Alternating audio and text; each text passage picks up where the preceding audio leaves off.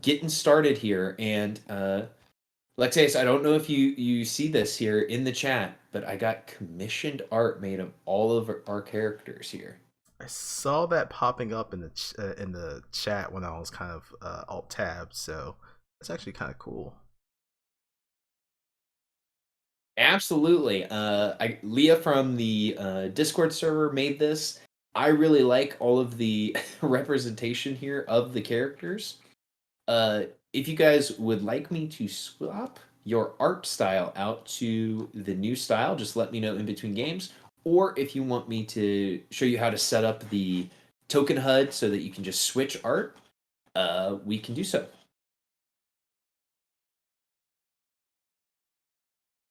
Oh, and now that we have you, what is something for a point of factspiration that Alicia does not have enough of? Light. Real simple. Boom. Boom. Slam dunk. Perfect. Specifically sunlight. She misses the brief, was it 2 hour window period is not enough for them, so yeah, that'd be my answer. I love that. So, party, you have had this ferocious battle with Sefik Kaltra, who has revealed himself to be the Ice Knife Killer. He is laying on the ground, split from wounds, his blood stained black, his insides a gross combination of frostbitten and almost pulled apart frozen flesh. Tell me, party, what is it that you do? All right. Lotus will walk over, and you'll see her starting to charge up a firebolt, but she doesn't send off. She'll just look at everyone and be like, "Should I make sure that he's dead, or what do you want to do with him?" No, unfortunately, we don't. Well, with his death, we don't exactly have a ton of evidence. Mind if I? Oh no! I mean, he looks all magical, and fucked up. Put the ice stuff we got in his hand, and turn him in. There you go. Robert's your father's brother. The threat does appear to be neutralized. I would suggest that we put out this fire before it spreads. Lest we become criminals as well. That would be beneficial. Unfortunately, I don't have any magic to deal with that. I think Alicia would like to at least search through this guy, see if there's anything that can be used as evidence. Just on the off chance that we have to speak with someone about this. Lotus will look over it. I mean, if anyone's got control flame or prestidigitation, depending on the extent of the fire, I mean, you can use that to put stuff out. I don't. Yeah, I've got prestidigitation. I could probably do that. So, Lotus will start going over to the various trees and using her prestidigitation to put them out. She'll call over to Akia and say, like, "I don't suppose there's anything in that book of yours about forensic pathology."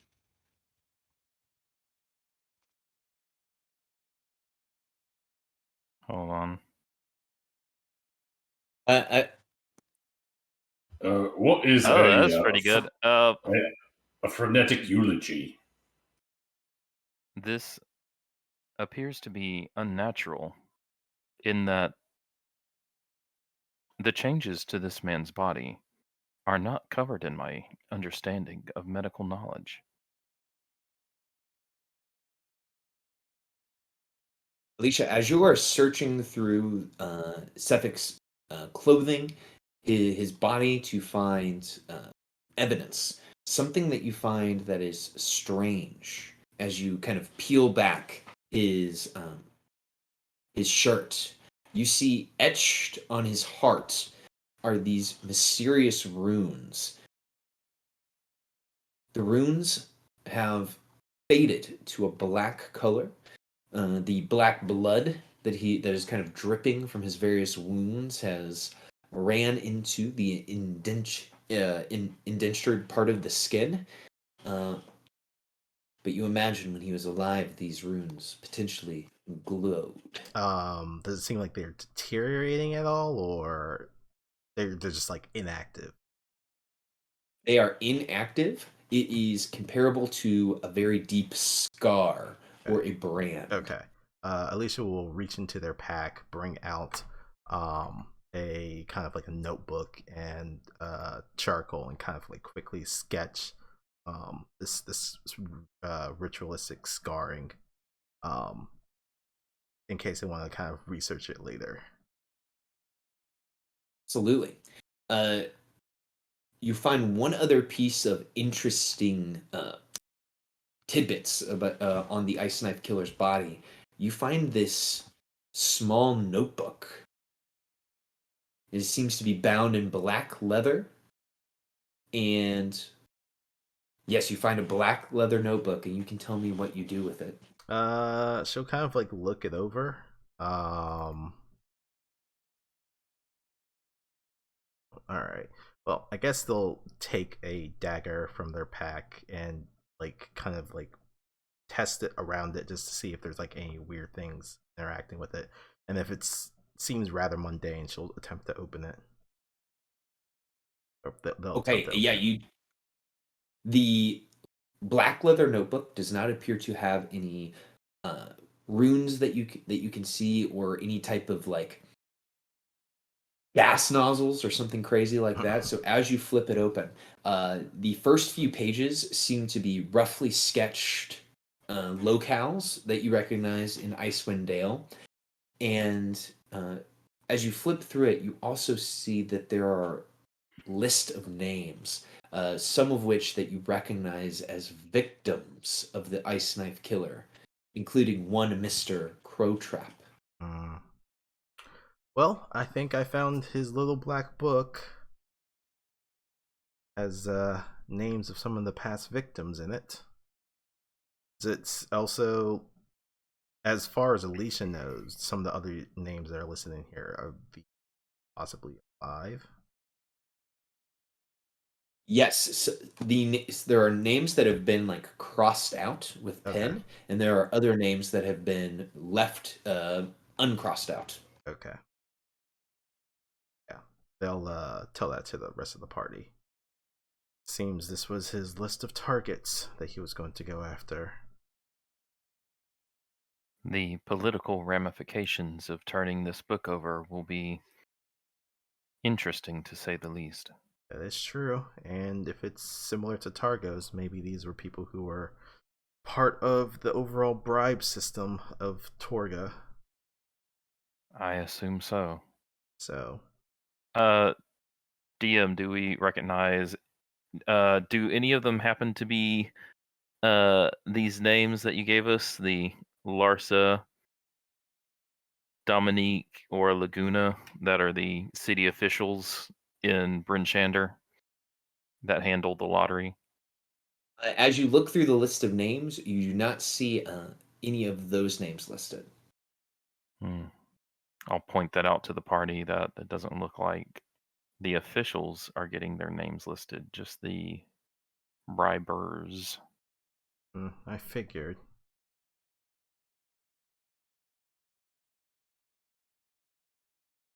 It seems that the Ice Knife Killer declared their loyalty to Auril, but had just as much loyalty to Torga. Well, at least from my understanding, I guess under the guise of working alongside Torga, they could easily get in from town to town, and I guess according to the names here, easily find the individuals that they need to take out. Working alongside Torga probably just made their job a hell of a lot easier. Well, in any case, we definitely have to be very careful as to who we share this information with, because that could cause a whole avalanche of issues to come. Based on my conversation with Lotus, I am sure she will want to expose the truth, as she would say. I would agree with her. But again, I think we have to be quite careful of who we're exposing this information too, because yeah. Yes. Thing kind of bakes my noodle here is, are we still 100% sure that Torga wasn't involved with this? Mm.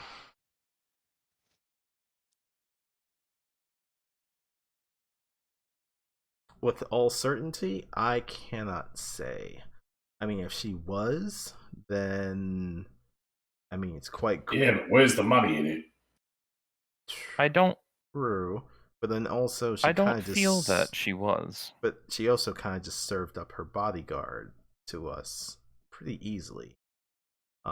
True, but you know, I'm thinking the angle that might have happened here, and this is just a theory on my part, but maybe they might have thought that we found them out, and she probably figured that he could handle us just fine, and figured that lead us out here, dust us off, and then head back. And then it's like, oh, bunch of Thanes just happen to get lost out in the wilderness in the middle of a bad storm or something. Such a shame that, right? True.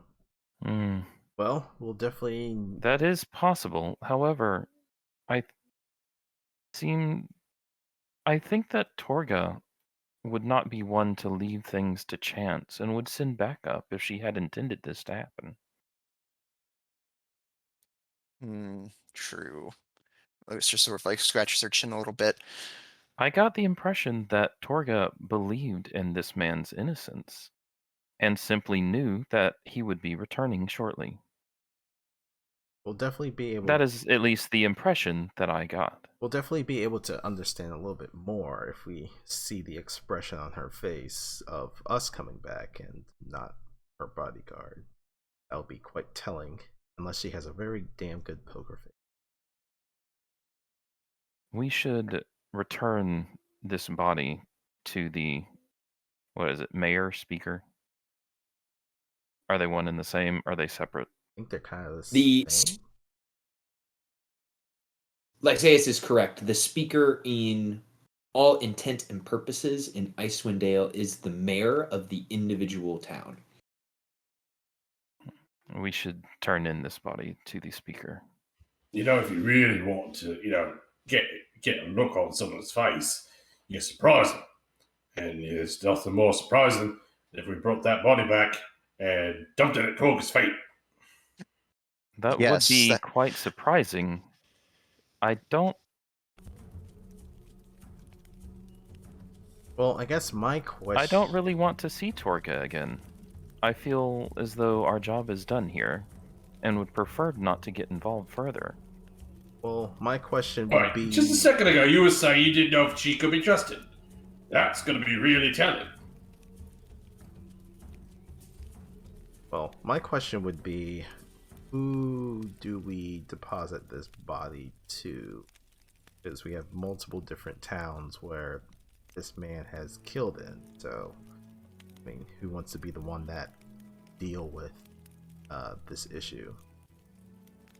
Well, we are 10 minutes away from the Speaker of Lonelywood. We could just turn the body in there. Yes, as much as I would like to advocate for the Sheriff of Bryn Shander, I feel that would be most prudent considering our location. We can always write up a full report of what happened and let him know if tell him ourselves what happened.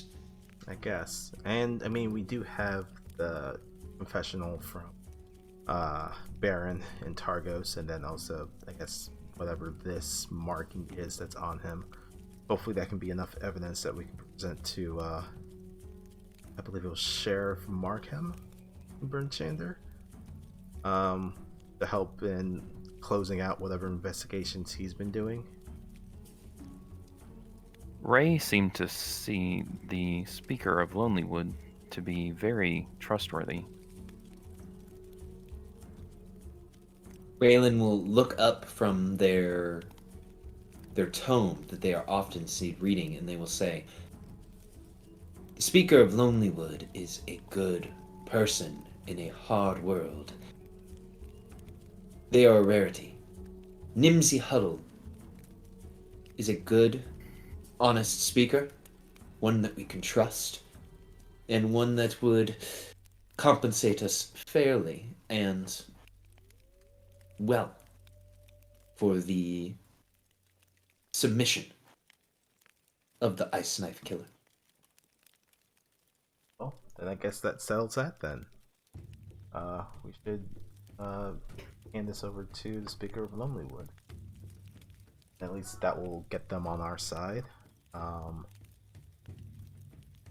In case there's any retribution that comes from Torga.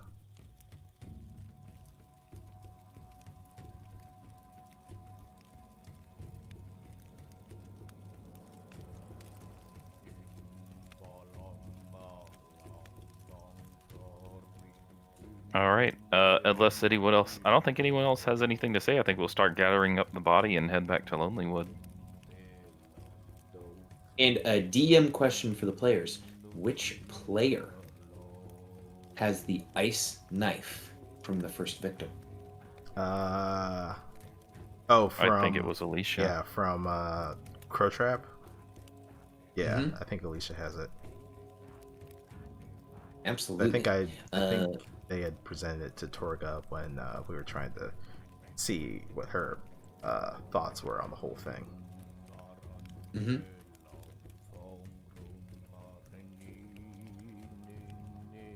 Interesting. Well, Alicia, the ice knife has always been a heavy, cold object in your pack, and perhaps the cold that has finally seeped through is kind of biting at your skin as you can feel it weighing heavily in your pack.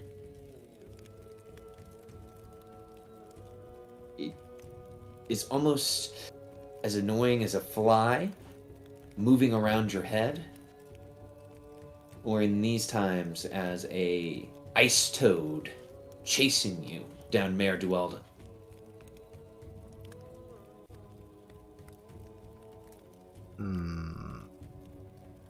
But it's not dealing like any like damage or any effects to me, is it? It's just an annoying feeling. Correct. Whereas before you knew it was there, but it was not doing anything mechanically to you. Now it is almost annoyingly biting at you. Once again, not doing anything mechanically damaging or mechanically providing a debuff, but it is almost like it's trying to grab at your attention from your pack as you feel it getting colder and colder. Okay, I think Alicia will then take out the weapon and kind of place it on the ground and kind of look at it and see if there's anything that's happening. I guess they'll look at it from like an Arcana perspective to see why it's acting up now. Or Arcana is a perfect use of what is happening. As you take the ice knife down from your pack and lay it on the snow, party, you see that the ice knife is almost glowing with the same sort of light that you would see near midnight here in Icewind Dale. Ooh, so that's an 18. Yeah, I'm gonna burn that factoration now. Absolutely. The this thing is acting very strange now that Sefik has died. It is glowing. It's colder, and the handle was made completely of ice. The last time that you've seen it, the handle has almost melted, and underneath the ice that was initially there is now a handle made of what looks like bone.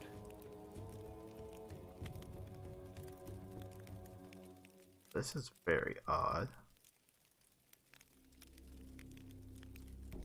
Alicia will take their dagger and kind of poke at it.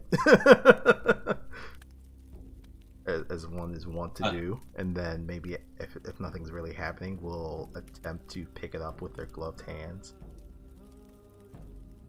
The weapon, as you pick it up, is you can feel it's cold through your glove, but as long as you are wearing a glove while holding it, you don't think that it will burn your hand. But without a glove, it would surely deal cold damage to your hand.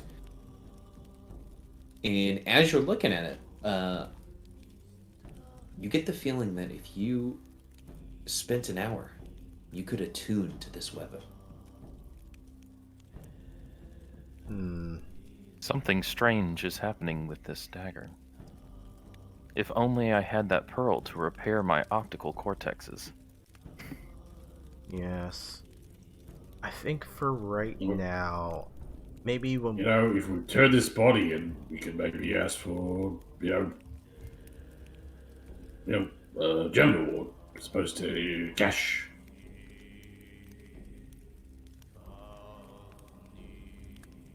Yeah, that could be an option.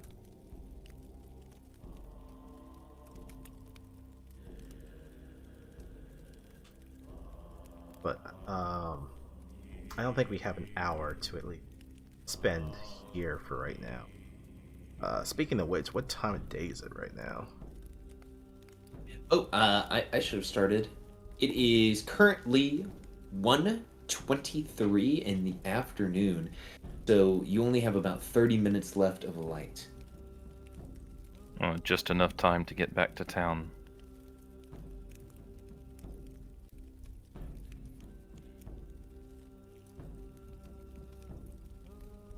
So, do we think we can turn the body in right away? Or do you think we're gonna have to hide him? Or I think we just go straight to the speaker's house.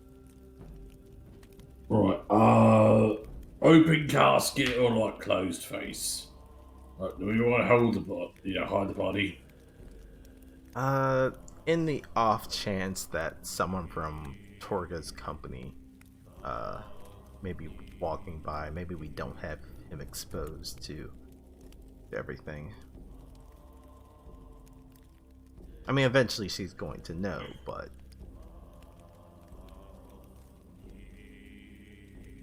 Alright.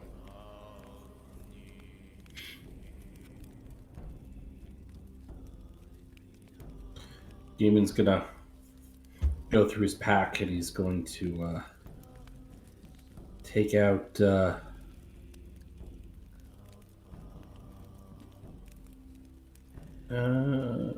I have? I don't have a blanket.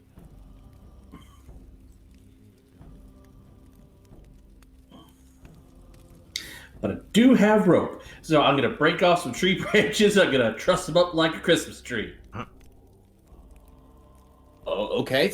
So you're going to truss up Sephic like a Christmas tree. Yes. Well, he is definitely not recognizable, since his entire top of his torso's been cut in half. But this is much less scary for the children of Lonelywood. Well, I don't see anybody else volunteering any ideas or blanket. I'm getting, creative.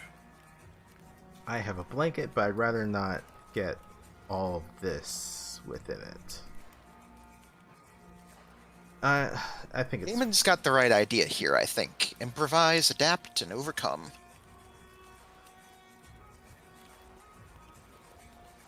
Yeah, Akia's gonna cling on to their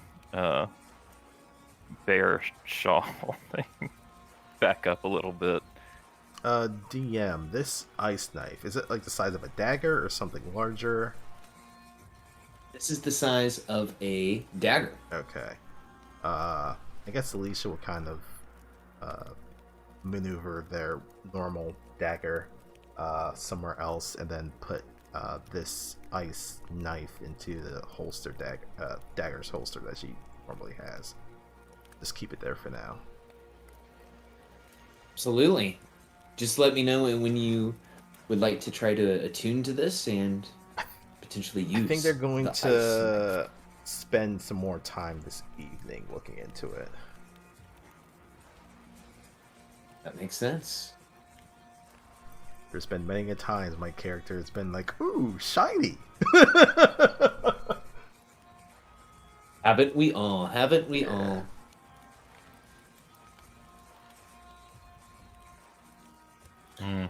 Are you Alicia, going? If you need help, talking to your knife, I have a lot of experience, talking to weapons. I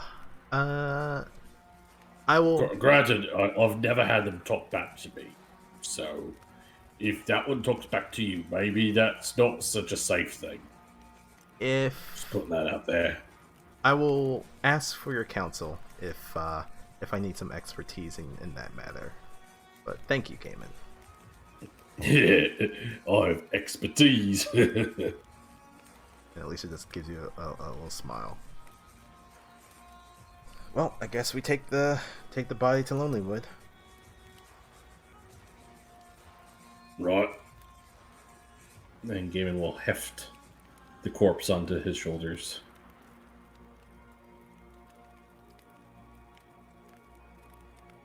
Okay, so you guys pull up the body of Sefik Kaltra that has been trussed like a Christmas tree, and you head back towards Lonelywood.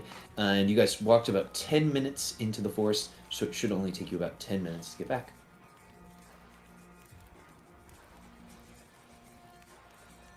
And let me take us to the Lonelywood map.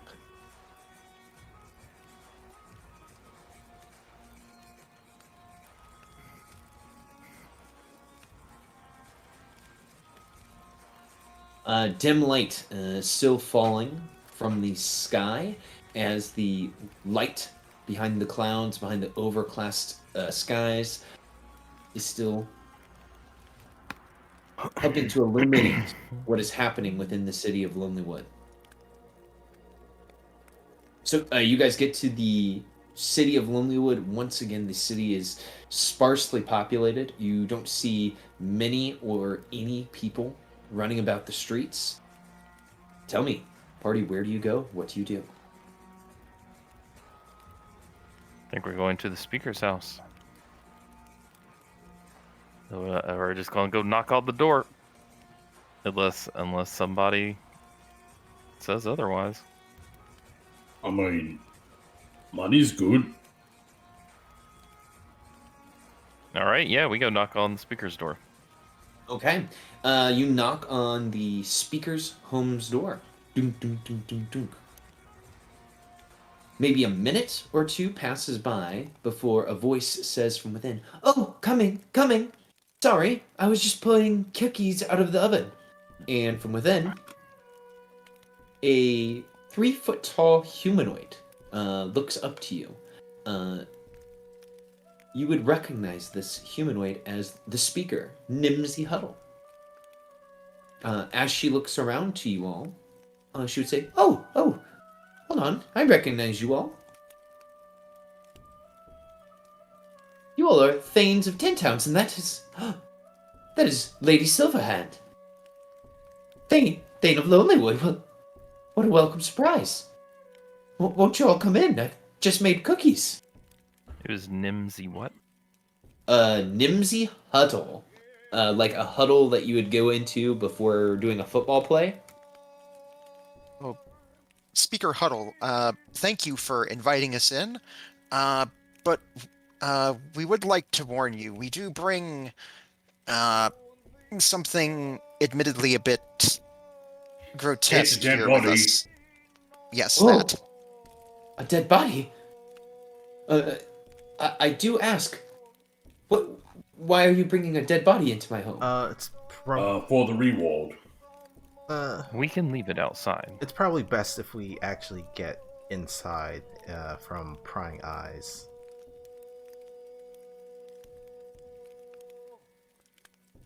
What? Put the body on the kitchen table? That seems a bit, I don't know, out of place.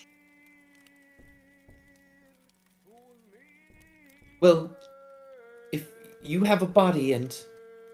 I'm sorry, I'm a little shocked. Whose body is it?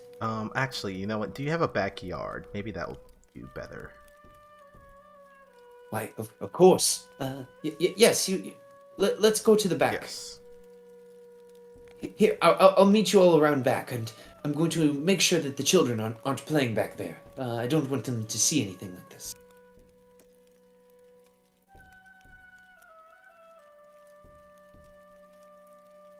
And you hear her close the door. You hear kind of her feet. And then you hear in her mom voice, "Kids, get inside!" And you hear some protesting voices. "But Mom, we're playing!" And she's like, "Get inside!" And the kids, knowing that she is using her serious voice, scuttle inside before their mother gets too angry. You hear 4 sets of halfling children run into the home. Yeah, Lotus has a little bit of a flashback to her childhood with her own mother using a very similar voice.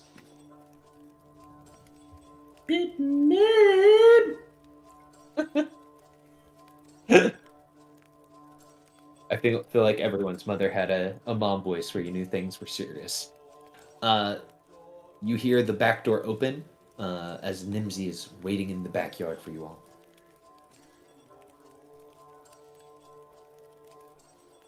We proceed.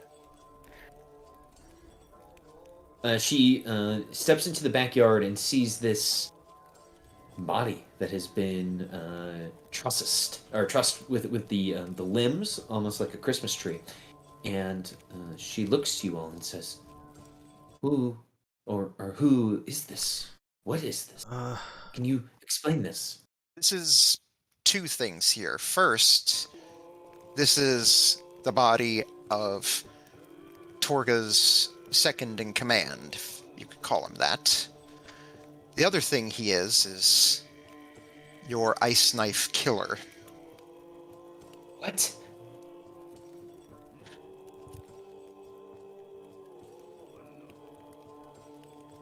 It is the ice knife killer. Well, she looks at him and she says, "His body, the blood is black. The wounds, they're..." And you see her like try to stifle vomiting. They're there. If you put your head, between your knees and breathe deep, that helps with the vomit thing. It seems that this person was suffering from a sort of Proposition. Right? That's what it's called when, your body gets taken over. It's a proposition, right? Parasitic. Possession. No, I see here in my book, it says Gesundheit. it's a parasitic infestation. See, right here.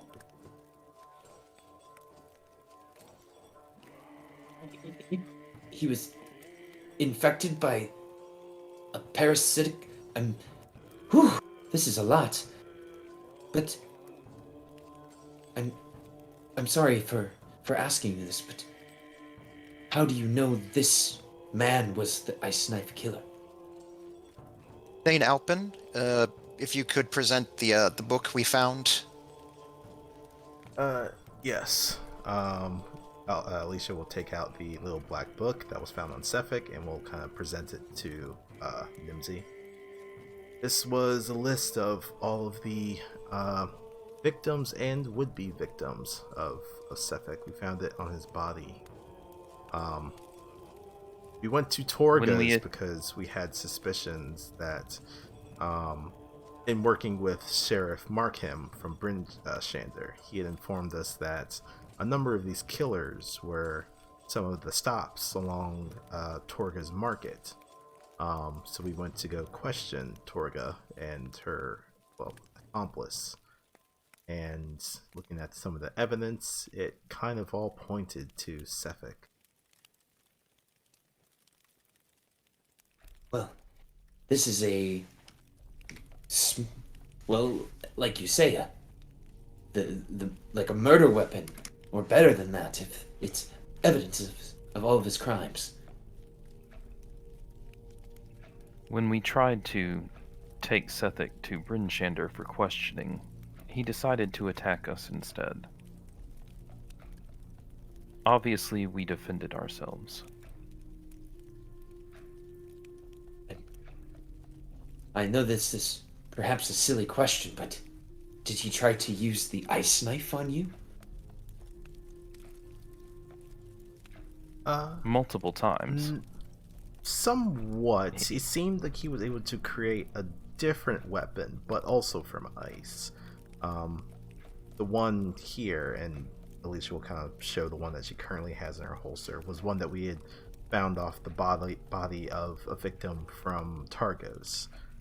But it seems like he's capable of creating these weapons innately. Use his own to attack us with. He kind of sighs like, oh, well, that's quite frightening that there is a person like that, just like that, out there in the wilds, just killing people. Did he give you a reason for this, or was it just wanton murder? We'll kind of look towards Akia. And Akia, you get that heads-up display option here. Do you tell the truth, or do you keep it secret? All right, so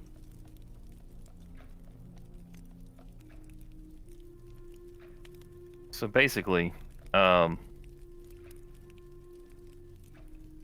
need just a second. This is, I feel like this is the big piece here. What are the ramifications of?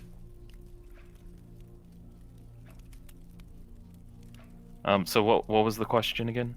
Truth or no truth? He asks. Yeah. What was his? What was his motive? Why was he doing this? All right, so there's sort of two parts to it, is what OOC. There's kind of two parts to it. There's the part where devotion to Auril, and there's also the part of the bribery. Yeah, that sort of go hand in hand. So I think Akia would actually turn to Lotus and ask Lotus if it was the appropriate time to discuss the involvement of the lottery. Lewis will look up from her notebook, and she would give you a nod, saying, Kia, I feel that we can trust the speaker here with everything. All right. Well, speaker, I'm sure you've heard there has been some question as to the legitimacy of the lottery as of late.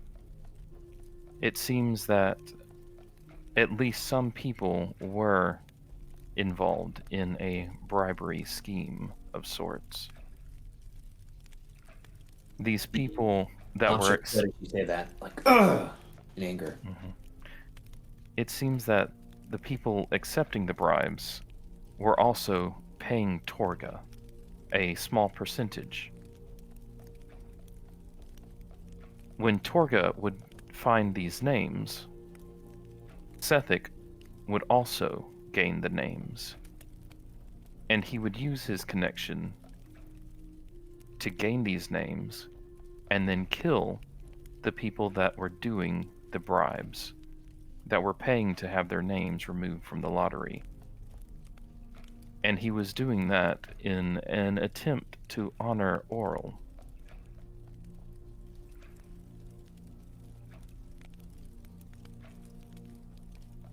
The speaker looks to you with a very solemn look on her face, and she says, so many people could be affected by this news, not just because of the bribery, but the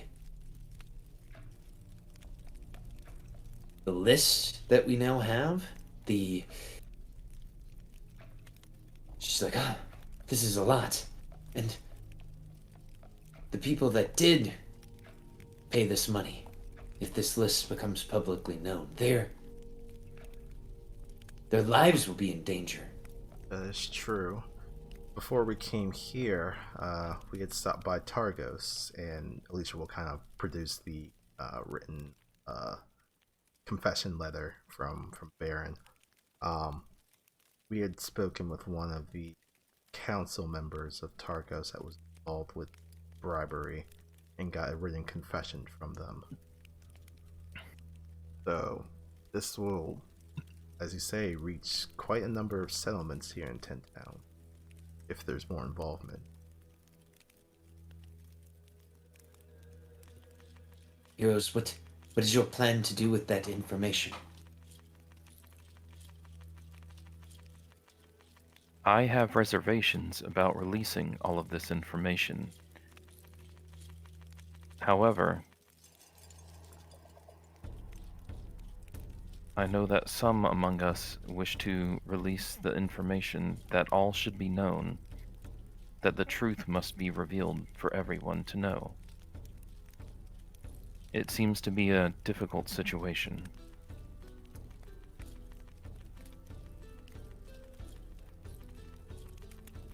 I agree. And heroes, I'm the speaker of Lonelywood, and as you know, Lonelywood is the smallest of the towns with the smallest population, and often my voice is, well, it's ignored or not heard.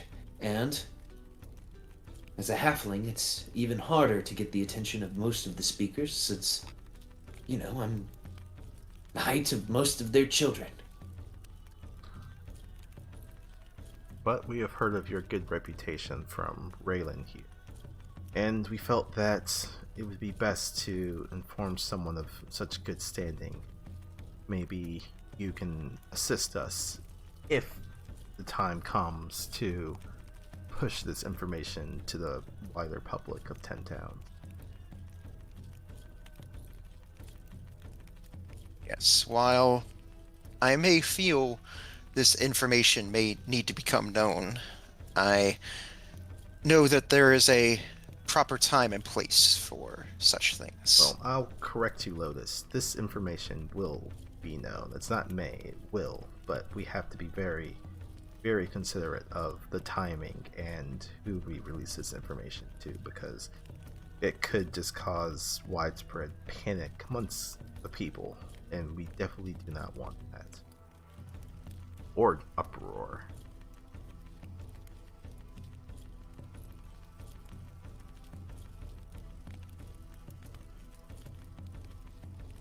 We also do not know how the church will react when people learn that the lottery system was rigged. It is possible they might just become worse than they already are if they feel that their power is slipping.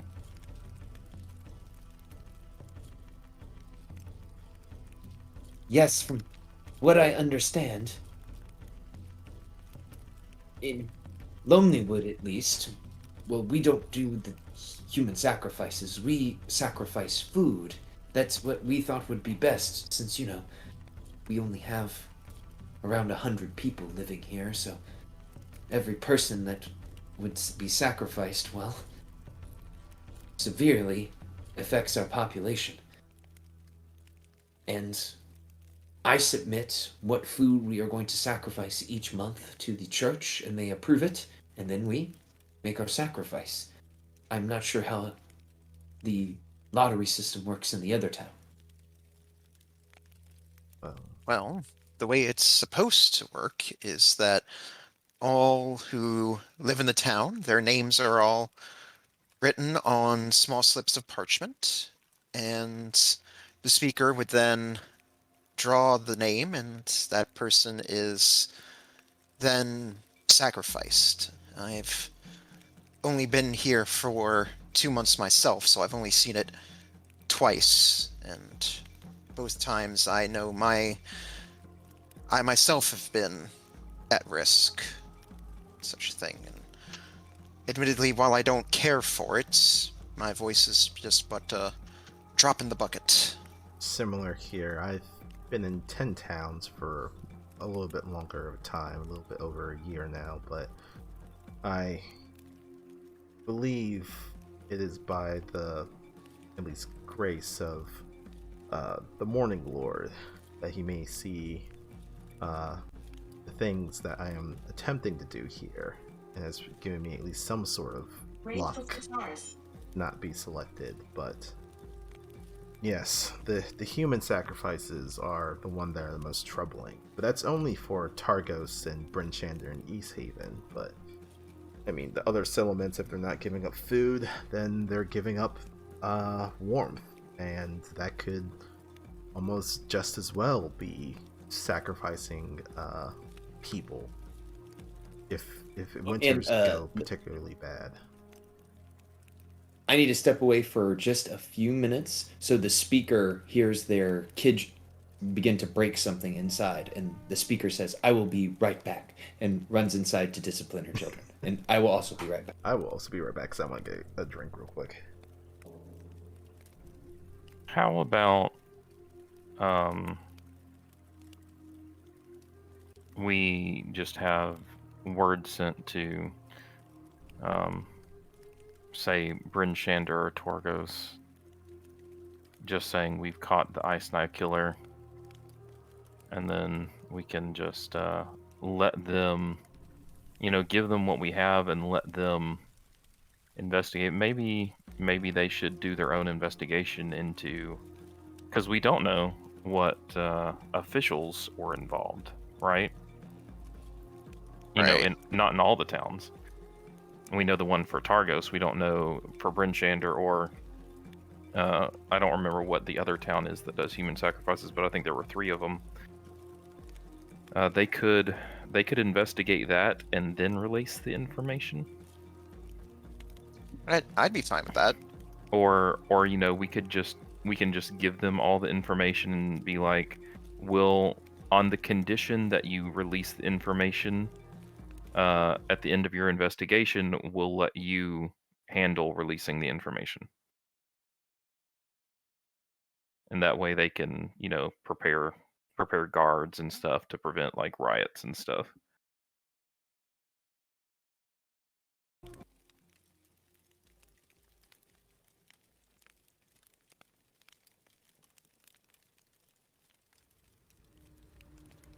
Although I still not sure how much power they have compared to the church.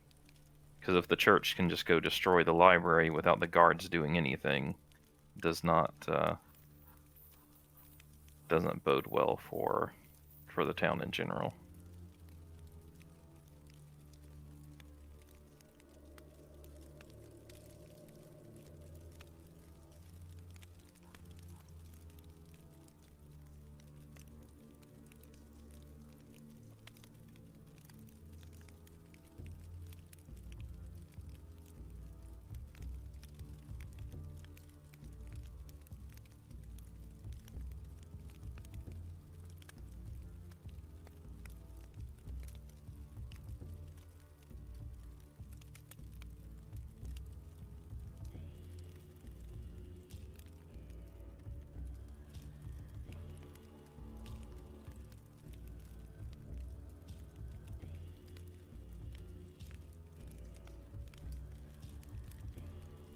And your DM has returned if everyone is still here. Sorry about that, everyone.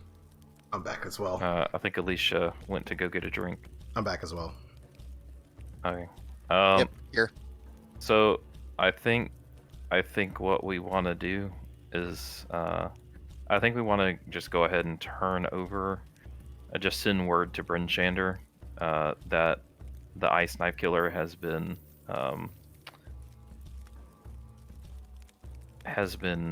found, and in an attempt to capture them, they were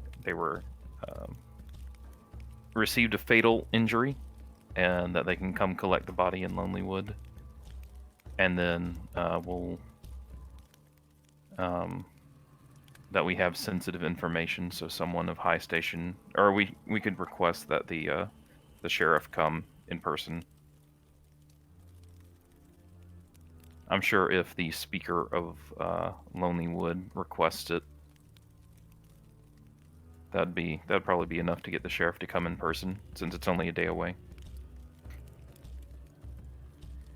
Yes, I can prepare ravens and send ravens to Bryn Shander to request that Sheriff Markham meet us here in Lonelywood. And sorry, my children were in there trying to get at the cookies.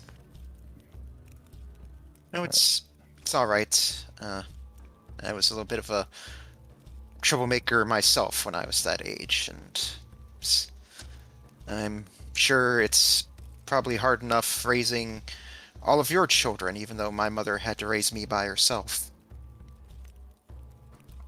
Oh, it's a blessing, and it's the best thing, but the hardest thing I've ever done. Speaking of cookies, are you all hungry? No.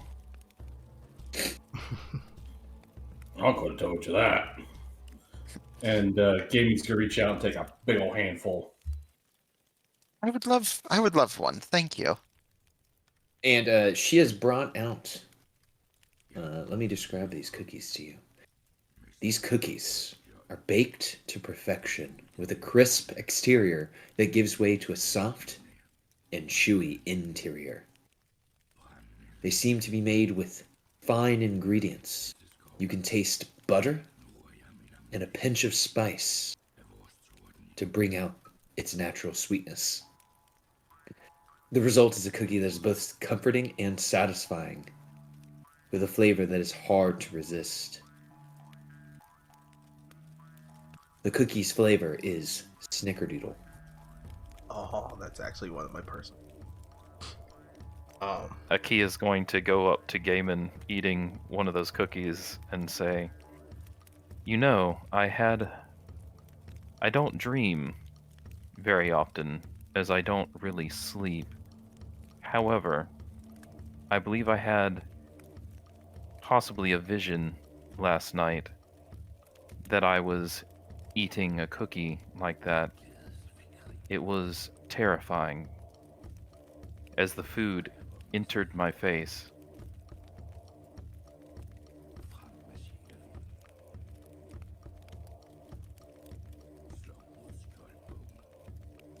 It was the most disturbing sensation." She looks around to everyone standing. She listens to Akia's account of their dreams and says, "I'm sorry I don't have anything for you, Akia. If I knew that you weren't hungry, maybe I would have gotten something else, but I'm interested, everyone. What do you think of these cookies?" I typed in my comment, but yes, Lisa said that they're absolutely divine. As they take another one. I mean, they are very delicious. I mean, I wouldn't want to speak ill of my own mother, but I'd say they're almost as good as hers. And everyone, these cookies have been cut out with a halfling-shaped cookie cutter. Oh, and they're so cute too.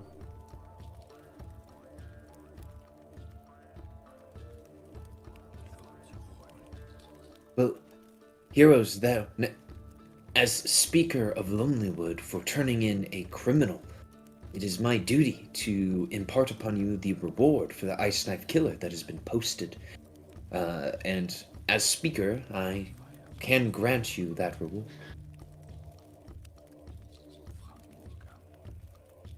We will gladly accept. She says, the reward that was posted by the Speaker of Bryn Shander, it almost seems so small in comparison of your deed, but the price for the Ice Knife Killer's head was 200 gold pieces.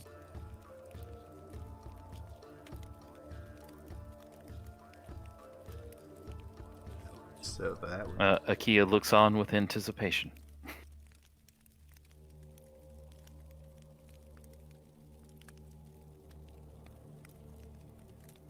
As you count that out, we have also heard of a moose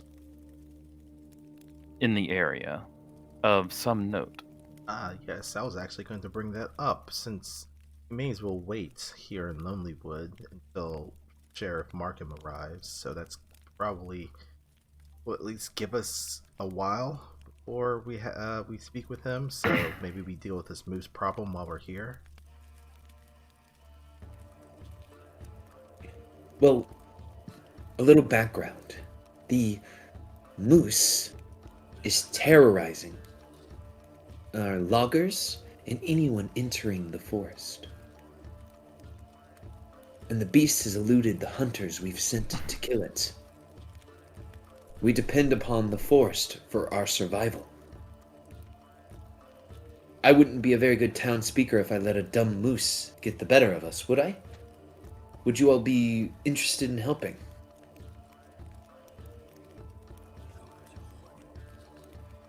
I believe that would be very efficient use of our time.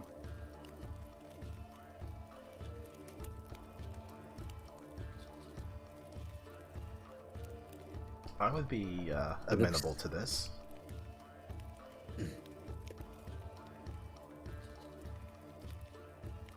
Now, there have been, I would want to say and call them ghost stories or just tall tales about the white moose, that it's completely able to disappear into the ice and snow. That hunters believe that it's smarter than any human in the Dale. I don't know if any of that is true, but I know that it has eluded any of our attempts to capture it.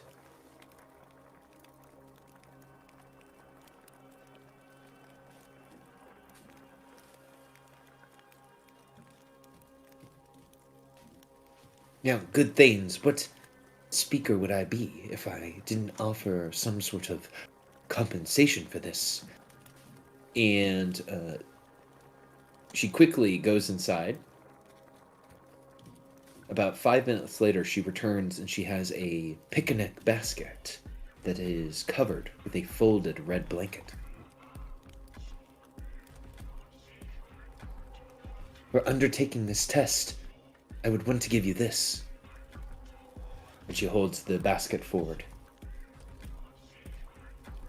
I guess Alicia will kind of take a peek inside of it. This is a picnic basket that is completely filled with Nimsy Huddles cookies.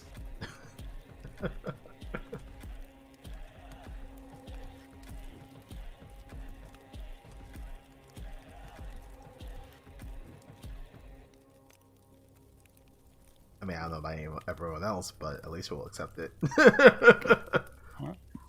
Sure. Their waistline probably isn't happy, but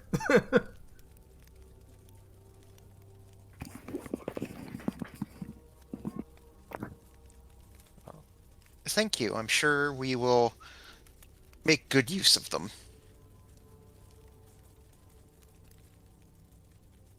She looks to Gaiman, hoping that the cookies will be a worthwhile payment.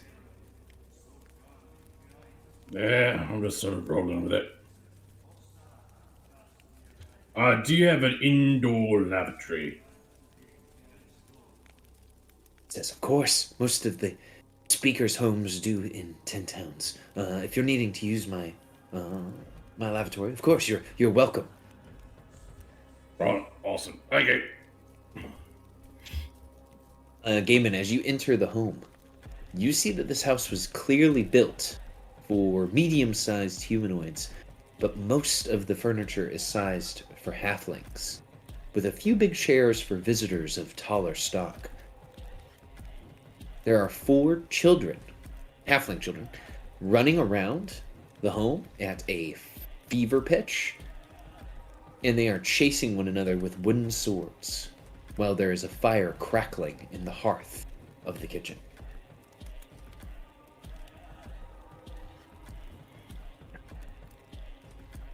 Gaiman's gonna look at the kids chasing each other with the wooden weapons. He's gonna smile at it, and then he's going to get a sort of a distant look on his face, and his smile's going to go away, and he is going to proceed to the bathroom to do a bump of high crystal because it's just been too long. Absolutely. First bump earlier in the day did nothing. He's got to get another one. Gaiman, as you close the door to the lavatory, you see hanging from a hook inside of the bathroom is a fur, and still attached to the fur is the head of a muskrat. What it appears to be sort like a towel that you would use to dry your hands.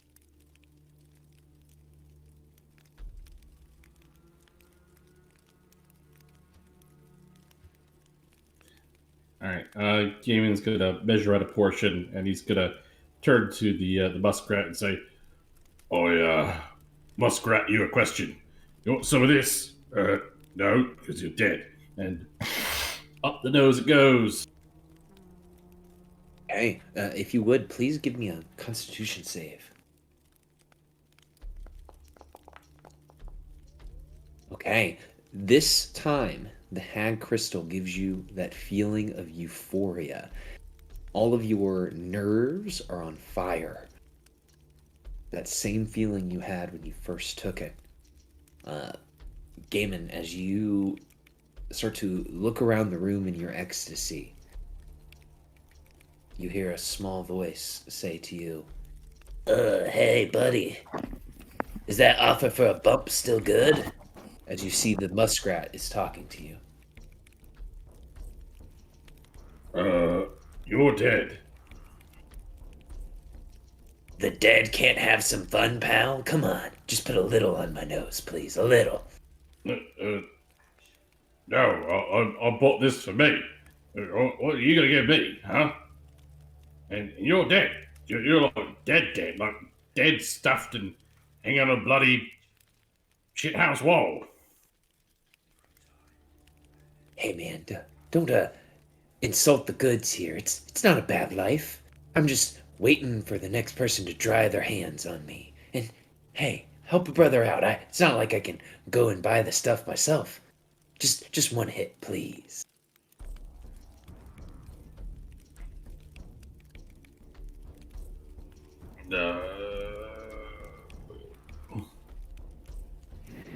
But you're dead, and this would be a waste of perfectly good hag crystal.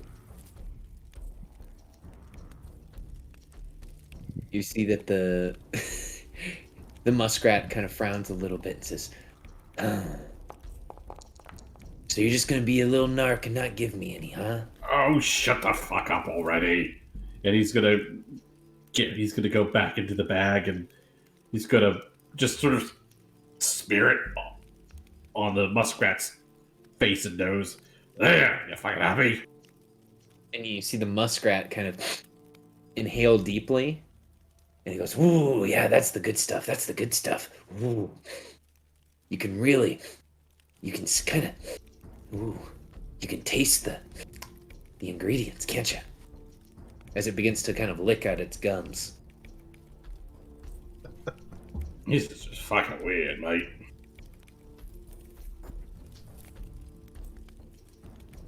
Anyway, that's all you're getting. Toodaloo! And he's gonna stride out of the bathroom. The muskrat will remember this.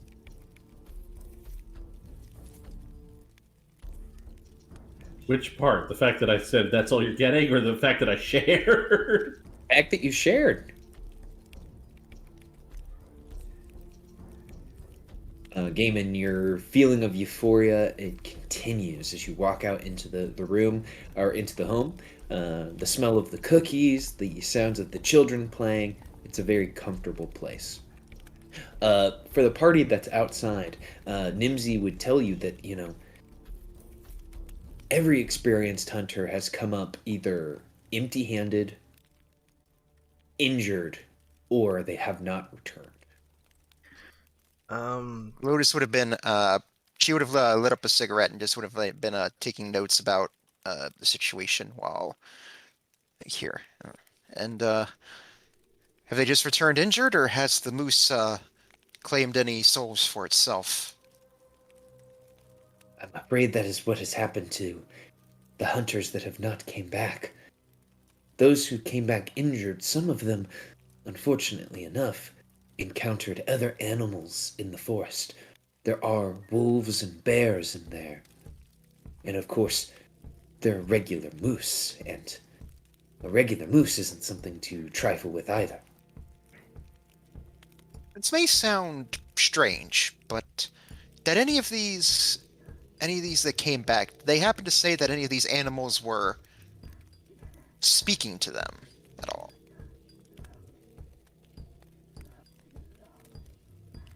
She looks at you and she says, now that you say it, it's sometimes when people are telling me about, failing at jobs, I may tune out a little bit, especially if they're telling me something that's so, it sounds so silly.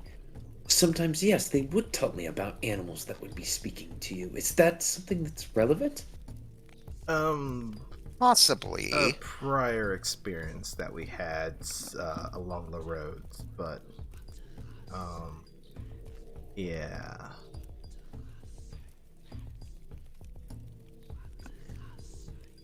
That's a whole different can of worms that you're also dealing with.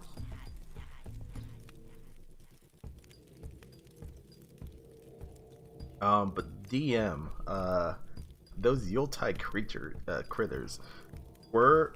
they just looked like normal creatures? Did they also have like white fur, or was it just like normalized colors a little bit?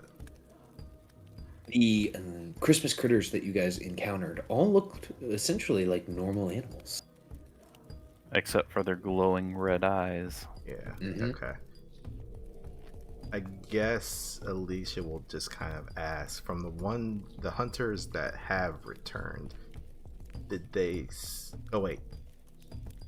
any of them say that they actually saw this white moose and could describe it a little bit better, or best of yet, maybe one of them would be willing to return to the woods with a skilled party.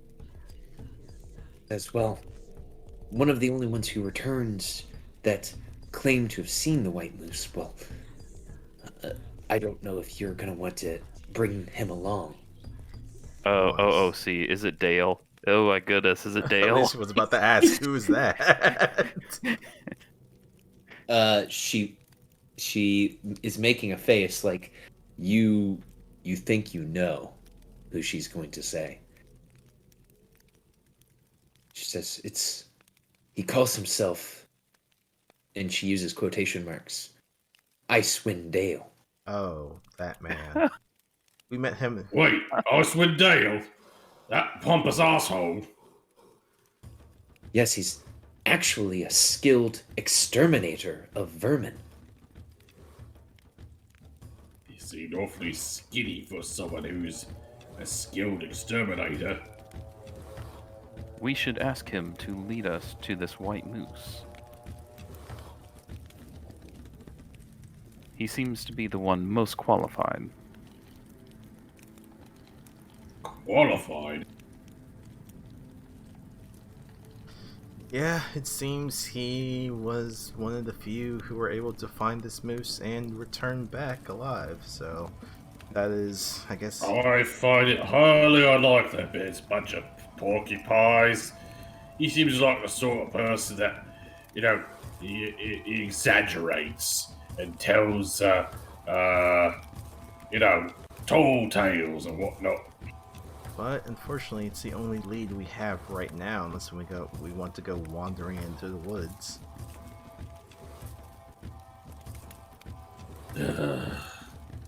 Do we have to? I mean, I don't mind messing around with him, like picking a fight in a tavern, but I feel like prolonged time in his company might be a bit bothersome. I'm sure it will be fine. Miss Speaker, if you could point us in Icewind's direction, please. Well, I'm sure he's drinking the day away at the Lucky Liar, if I am keeping track of my hunters and exterminators correctly. Yes, we did see him there, before. So. He just left the Lucky Liar about an hour ago. Although You- I suppose that does not preclude him from ever returning. Well, maybe he went to... Well, we have a couple of other places in town. There's the Happy Scrimshander, and then the Ramshackle. But the Ramshackle has been closed for, well, almost 2 years now. Any particular reason why? They must have relied too heavily on sunlighting. She says, I wish that was the case. The previous owner hung himself in the common room. Oh. Yeah, you see Lotus sort of clench her teeth a little bit at that.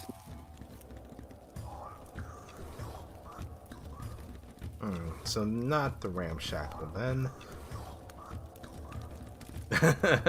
Haunted bar side quest. I guess we can try the Happy Scrimshander. See if he's there. And Gaiman, if he ends up being, you know, not who he says he is. I don't usually promote violence, but I would say you're welcome to punch him in the face at least once. Oh,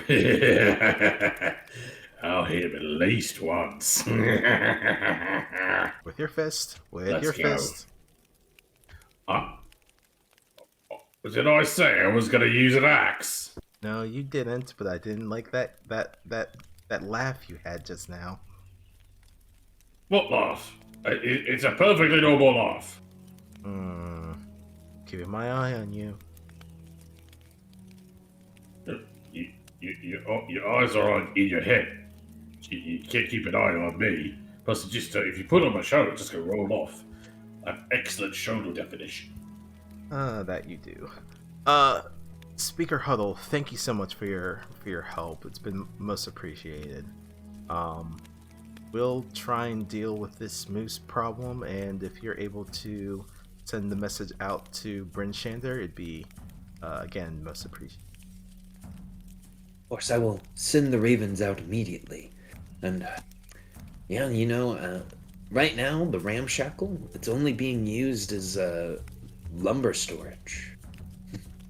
I wonder if anyone will ever try to refurbish or reopen it.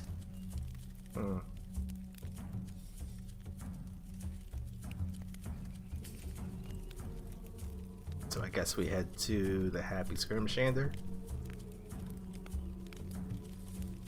See if this man's here.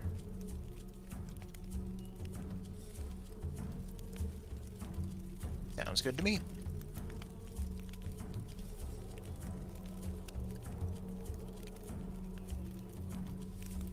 Sure. So, you guys head to the Happy Scrimshander. Also, being at the speaker's house, would that constitute as a short rest?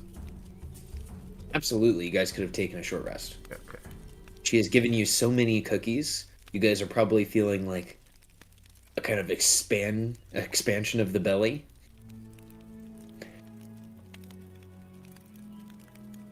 So I would say as we're walking towards the Happy Scrimshander, and it's like, you know, before I was taken from my home, it was the day before a rather large holiday on my world, where we celebrate the winter solstice, and my mother would always make cookies like this for everyone in the apartment building.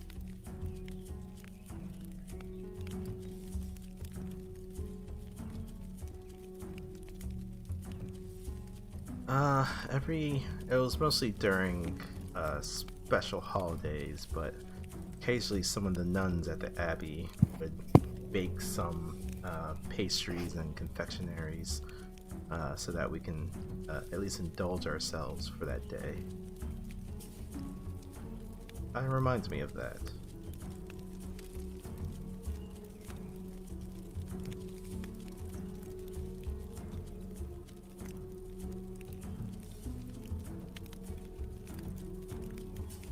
Also, those snickerdoodles were very, very good.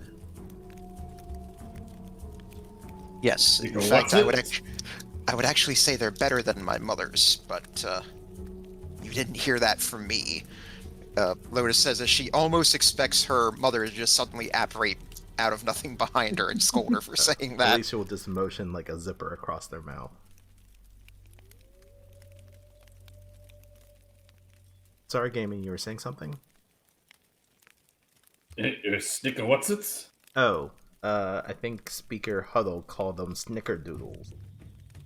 Those were the cookies that she made. A little bit of spice and cinnamon on it.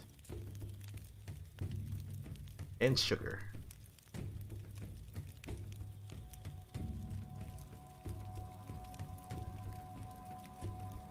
They're pretty good. And Lotus, you should never speak ill of your mum's cookies. Oh, I wouldn't, at least not to her face. No, I mean, look, never. But your mum's your mum. You're always good to your mum. Oh, of course. You know, Gaiman, I think you and her would probably get along really well. You two have a lot in common. Is she big and strong? In her own way. I mean, she had to have been strong to raise me by herself, where she did. Hmm.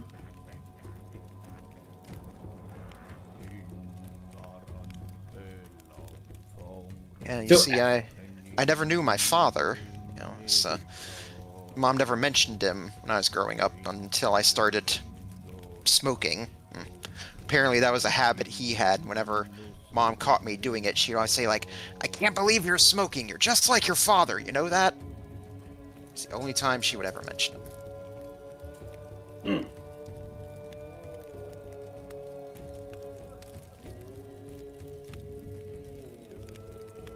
As you all are walking and talking, you get closer and closer to the Scrimshander, or the Happy Scrimshander, excuse me. You see it has a large carved sign on the front, seemed to be carved from wood. As you all enter, inside, you see several tools of the Scrimshander's trade. Needles and knives in a wide array of shapes and sizes, inks in a rainbow of colors, and wax used to seal an engraving when it's done. The owner of the Happy Scrimshander is standing behind the counter having a heated conversation. The owner having a heated conversation with a man wearing a very strange outfit. The man in question, you all recognize as Icewind Dale. Their argument seems to be about which tool is proper to use in the Scrimshander of raccoon bones.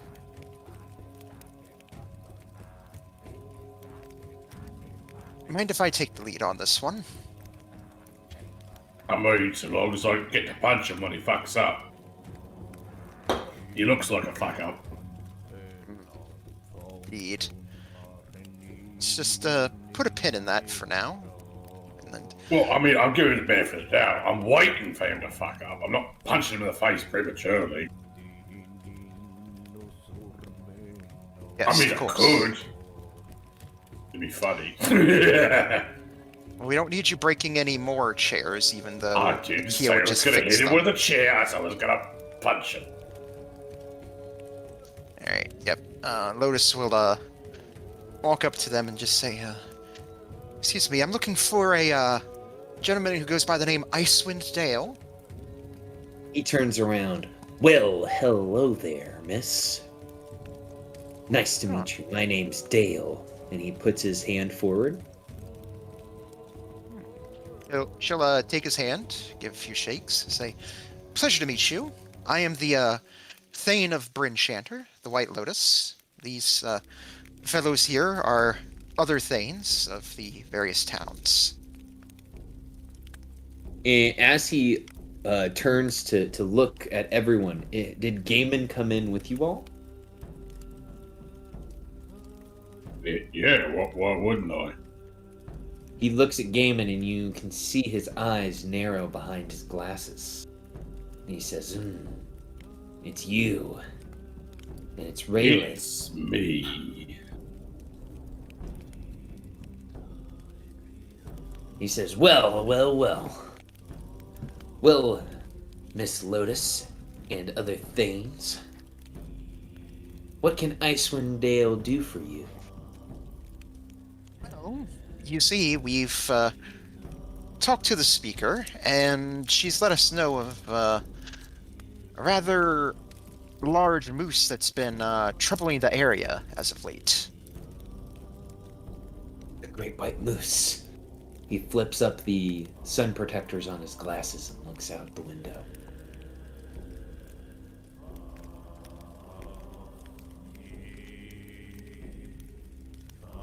Yes, we've decided to take up the opportunity to hunt this beast ourselves. Now, none of us are experienced with tracking wildlife, but the speaker tells us that you had an encounter with the beast and you might be able to point us in the right direction.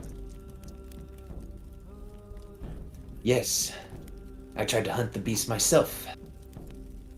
It almost killed me. The beast is stronger, quicker, more intelligent than any beast that I have ever encountered before. And I'm an expert exterminator. Indeed, the speaker has told us as much.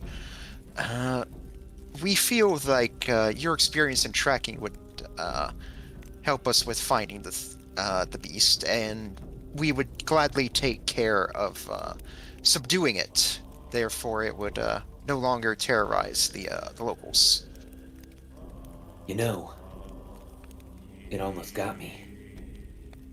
Its antlers are as sharp as any sword, any spear.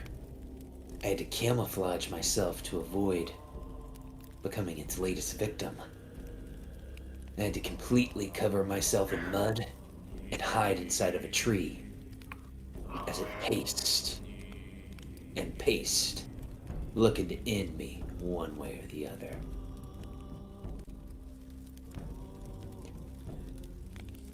Well, it's certainly a testament to your skill that you were able to get away from such a fearsome beast. The woman working behind the counter will say, "Don't let that guy fool you. He didn't hide himself covered in mud like he was some type of roguish master. Tell him what you really did, Dale. You and I both know it. He manipulated his scent. I bet you rolled around in some crap." And you see Icewind Dale get very flustered as his cheeks become a bright shade of red.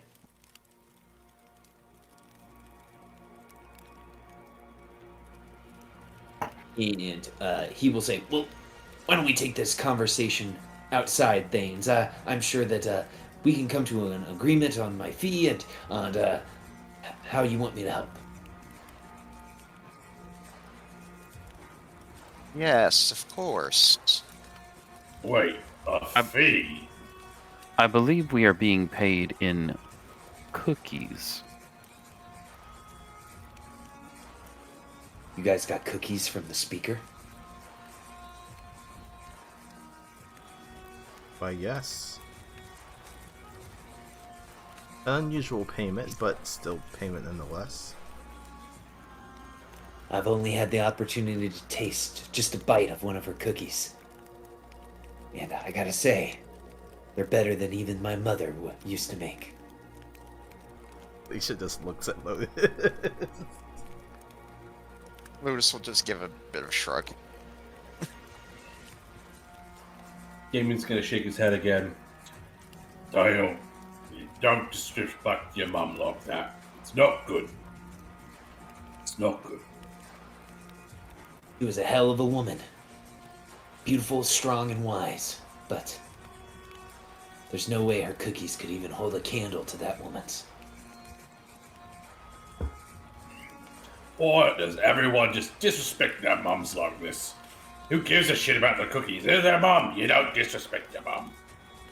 My mom did not deem it necessary for me to be able to ingest cookies. That was over. That was overly bleak. That's at least it's not saying that. Comment.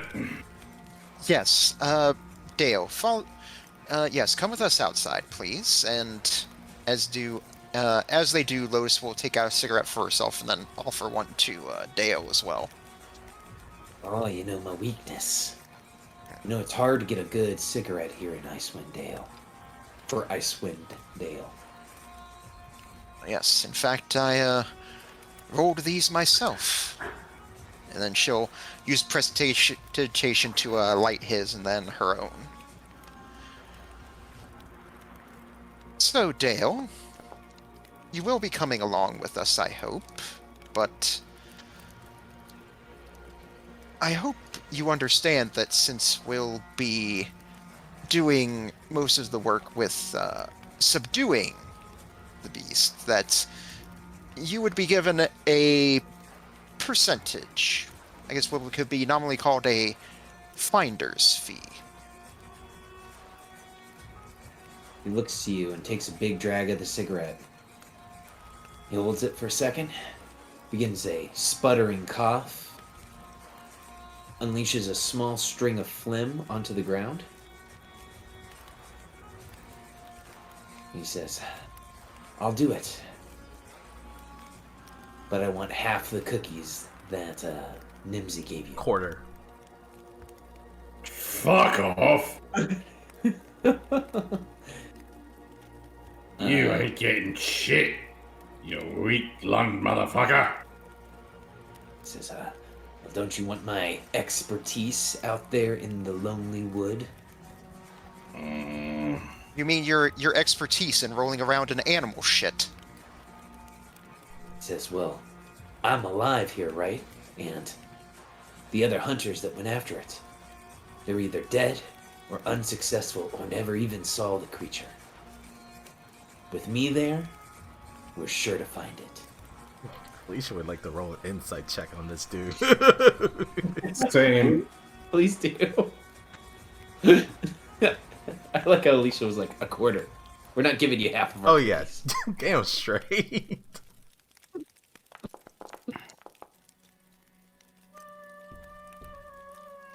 Damon, for some reason, this guy, he has got a very extreme poker face.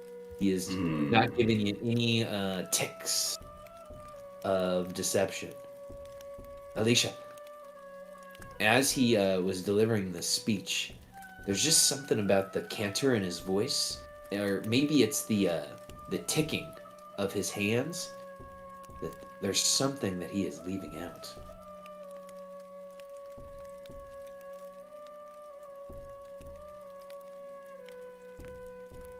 Dale, I would be willing to part with a quarter of the cookie as payment to you. But you have to give us the full story as to what happened. You're leaving something out, aren't you? And those cookies are too damn good. Just be thrown around by someone who's going to be lying to us. There's a bit of a serious tone in Alicia's voice.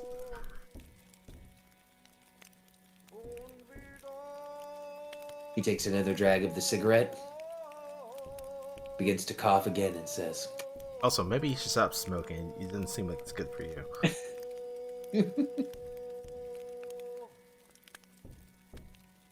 Yeah, the moose wasn't alone when I saw it. Oh. There was a woman with the creature. She had red hair, and she wore a spurs. And she had these sickles. It was almost like they were made of ice. The second I saw her, I knew that if they caught me, I was gonna die. And they were gonna skin me alive and hang me from a tree.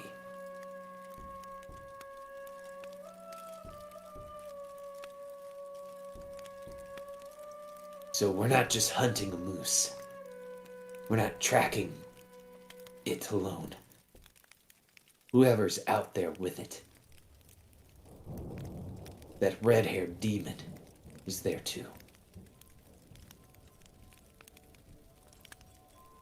Do you recall if this woman had any strange markings or visual, I guess, I wouldn't say abnormalities about their appearance? Anything like they may have had frostbite on them or any strange markings? I could see their teeth. She was smiling like an animal. They were stained blue. And I'll never forget the wild look in her eye. Actually, he looks at Gaiman. Her lips kind of looked like yours too. Well, these, it's just, I've been out in the cold for too long. That's all, it's fine. Perhaps she has also been out in the cold too long.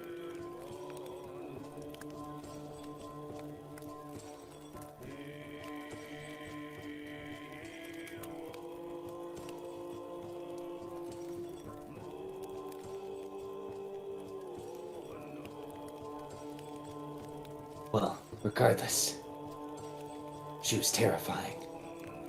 So yes, I did have to roll around in poo. And yes, I do have a small vial of pee on me to dump on my head in case of emergencies. And I used it both.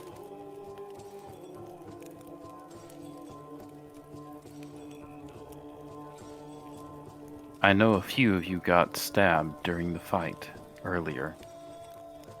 I thought surely a moose would not be an issue, but perhaps a moose and person carrying ice sickles would be more trouble for us in our current state, and we might need to rest.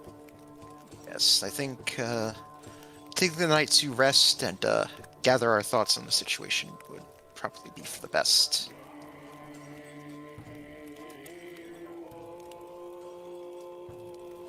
I'm not opposed to that.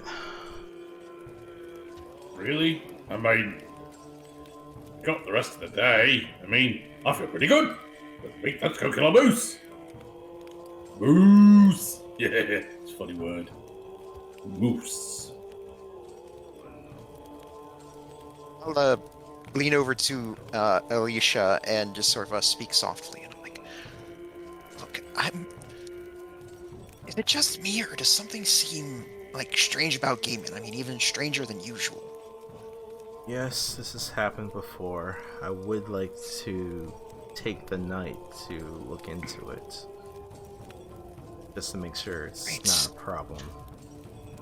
Alright, I trust you on that, but if you need backup or help, you just let me know, okay? Will do.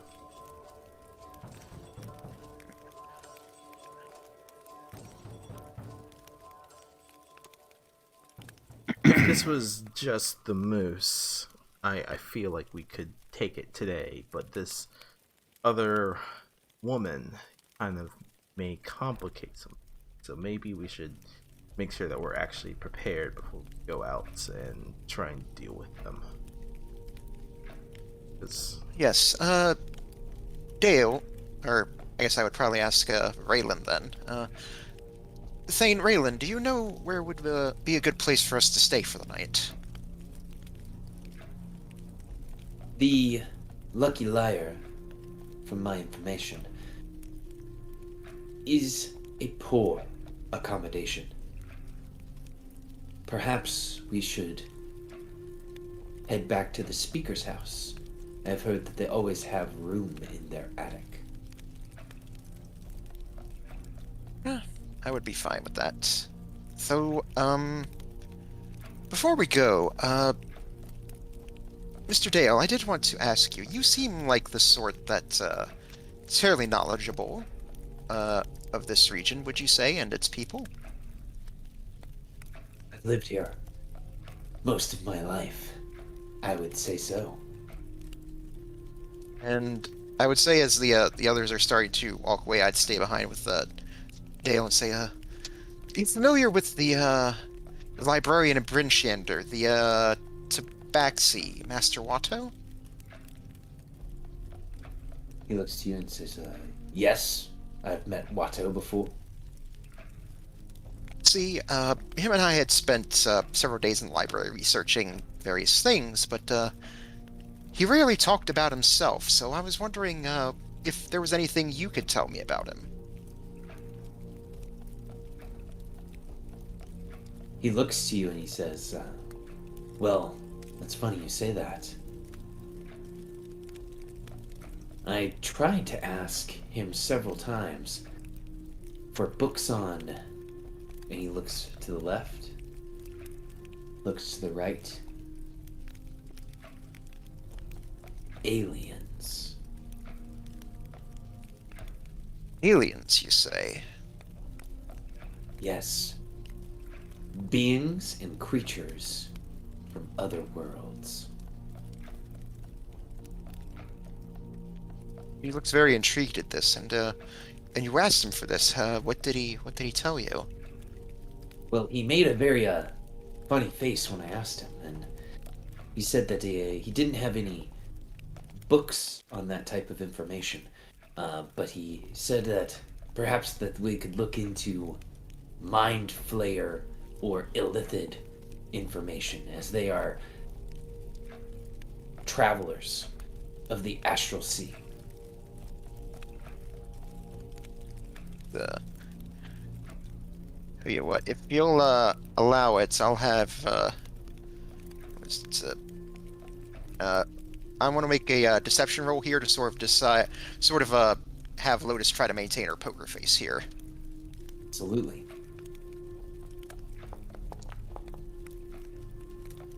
No problem. All right, so she just sort of keeps the neutral look, just gives a soft nod, like interesting. I consider myself a bit of investigator, and it's like I always like to try to keep my mind open to certain things, so I have to keep that in mind. If your mind is open, you can't really keep a whole lot in it. Stuff falls out.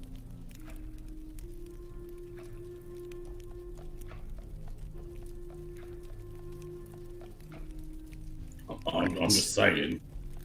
Well, Mr. Dale, we appreciate your help. How about we'll meet you outside the speaker's house first thing tomorrow. Hey, and I'm just afraid of I'll tell you this. I don't know if these travelers from different planets would be good, would be bad, but I've always wanted to meet one. I hope to do so one day. Let me give you a piece of advice, Mr. Dale. If you see these aliens, I suggest you run as fast as you can away from them. And then she'll just quickly turn away and move to join the others.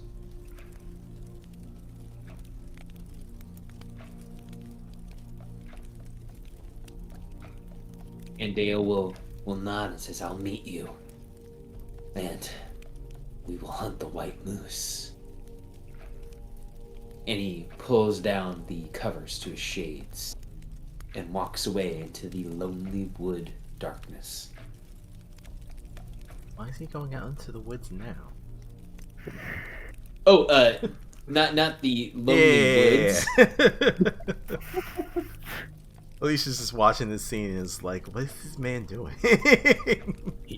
He's clearly heading to his Lucy fight. That was a good one, Gaiman. So I guess we head back to the speaker's house for the rest of the day? Yes, so you guys can head back to the speaker's home. It was nice and all, but I mean, it was just, kids and cookies and, there's alcohol in the taverns.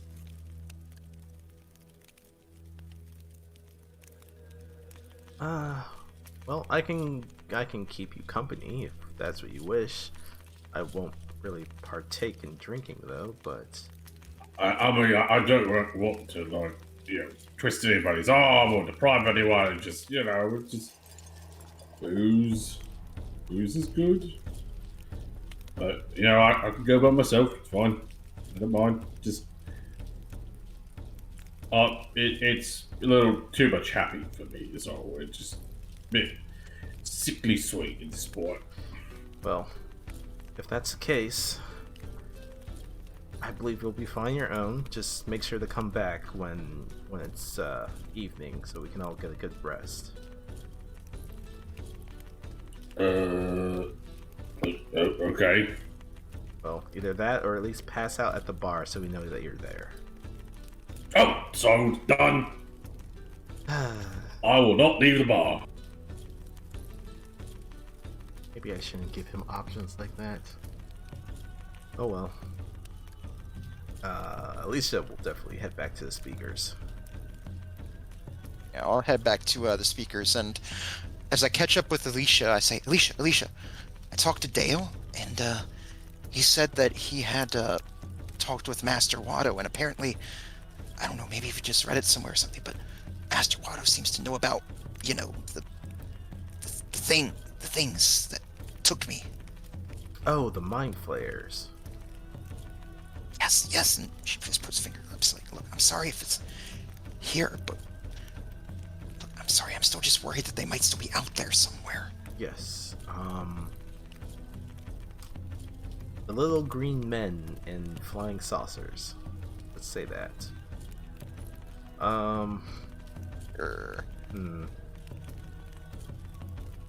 Well, I guess we'll have to speak with the learned kitty. Try to use code words. When we get back to Bryn Shander, see if they have any information that could be useful. You do not want to know what came to mind when you said learned kitty. I imagine.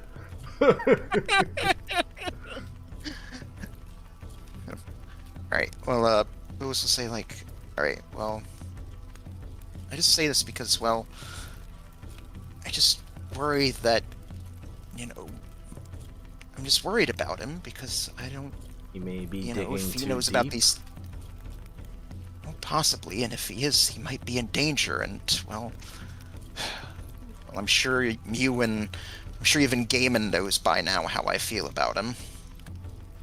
Yes, and well, from what I have studied of those creatures, they're definitely not to be trifled with. So, if he is going to be digging deeper into that information, he best know what he's getting himself into. Well, this is why, and I wanted to run this by you and everyone else first. I'm thinking that when we go back to Bryn Shander, maybe perhaps we offer him to stay close to us so that we can keep, so that we can keep him safe. Alicia turns and looks at you and just has a creeping smile across their face. Uh-huh. For his safety, yes? Of course. I mean, not to mention, I was still working on that poem for him, and I think I have it. I want to make a couple alterations. Might have. I think I'll sleep on it and see how I feel about it in the morning. Well, as they say, safety in numbers.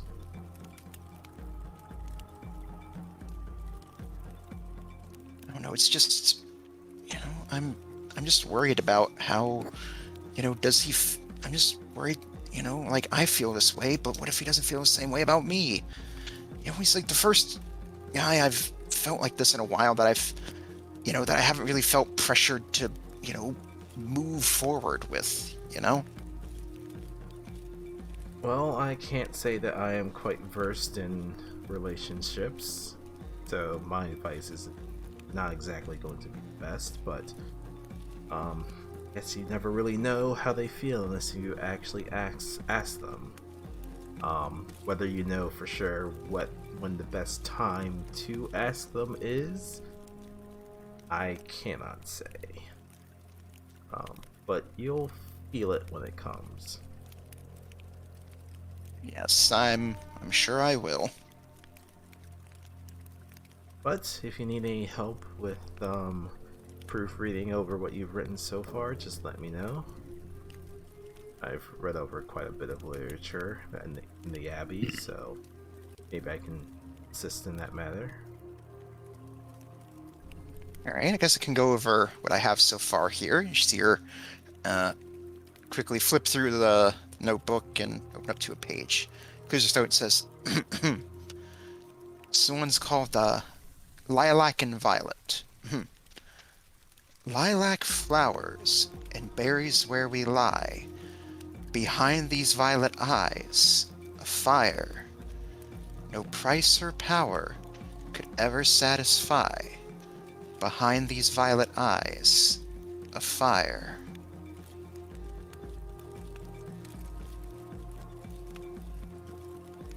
Quite mysterious.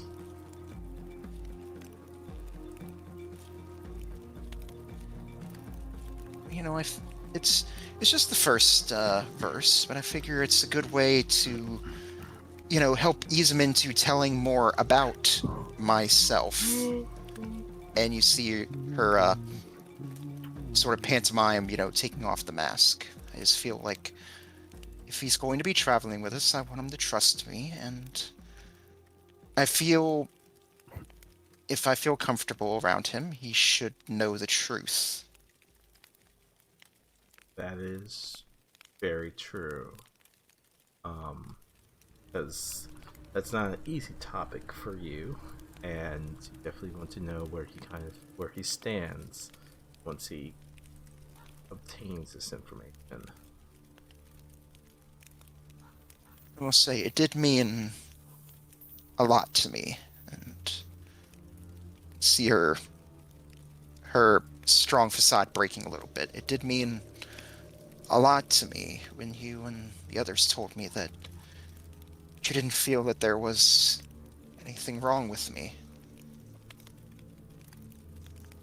Well, I can't 100% speak for the others, but for myself, I am only saying what I am currently observing, and that is true. There's nothing wrong. Sure, a very horrible experience happened to you, but you were able to survive it and make it out onto the other side. Those cracks, they build character, and they inform us of who we are in the long run. So, the fact that you did not shatter from it means that you're all the more stronger for it.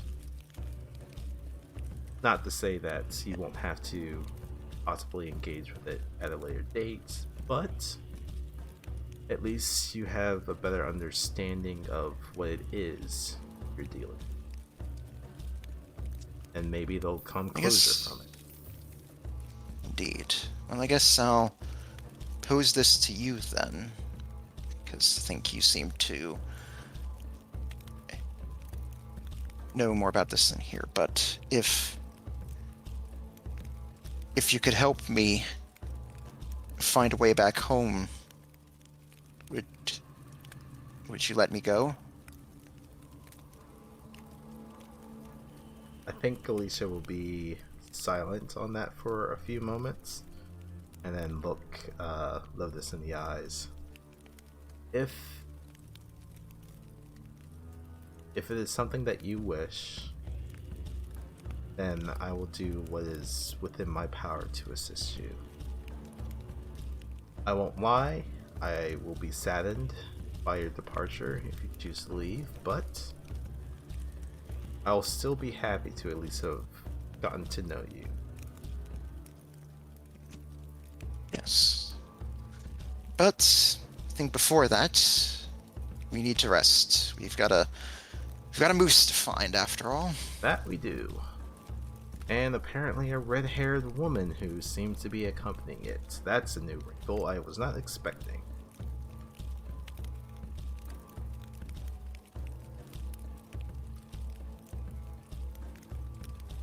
As you're having this conversation, Gaiman, of course, has went to the bar.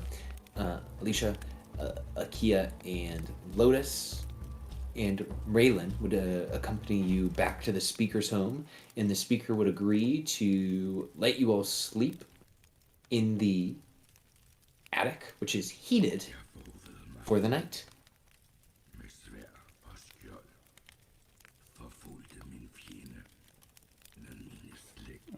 DM, I think I will actually spend the night, or spend the rest of the day crafting.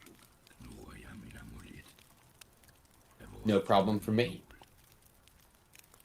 What is it that Akia is crafting?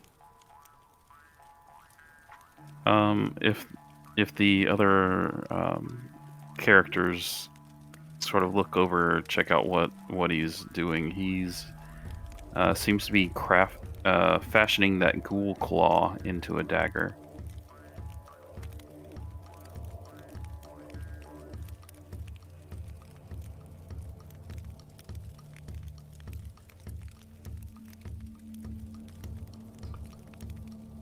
Does it seem like it's anything that he'll require assistance with, or it seems like he's got it?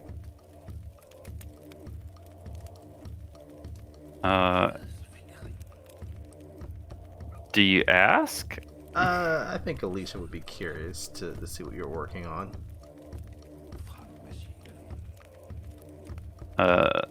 Akio will say, "Oh, Alicia, do you have any experience with smithing tools, or perhaps tinkerer's tools?"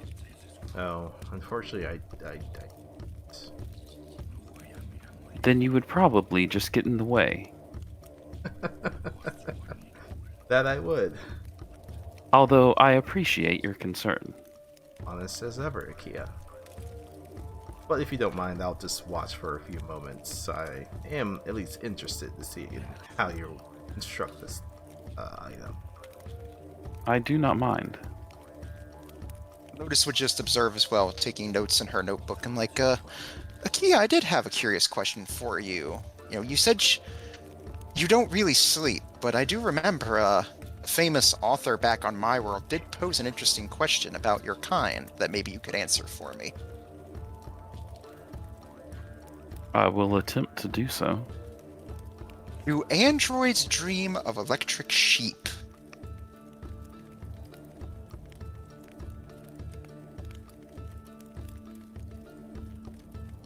Not in my experience.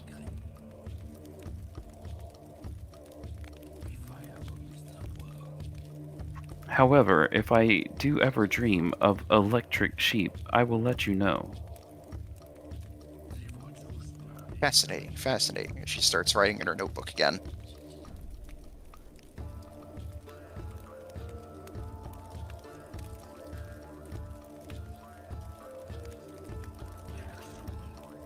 I guess during the long rest, Alicia.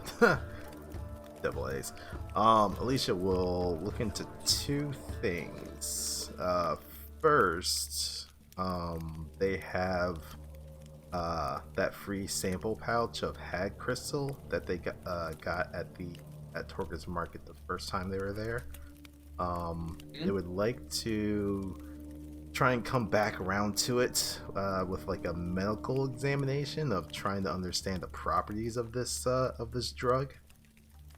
Since it was kind of brought up by Icewind Dale, his observation on Game Lips, that kind of reminded them about it. And then the second thing would be to look into the ice knife dagger again and try to understand like a little bit more about it before eventually attuning to it.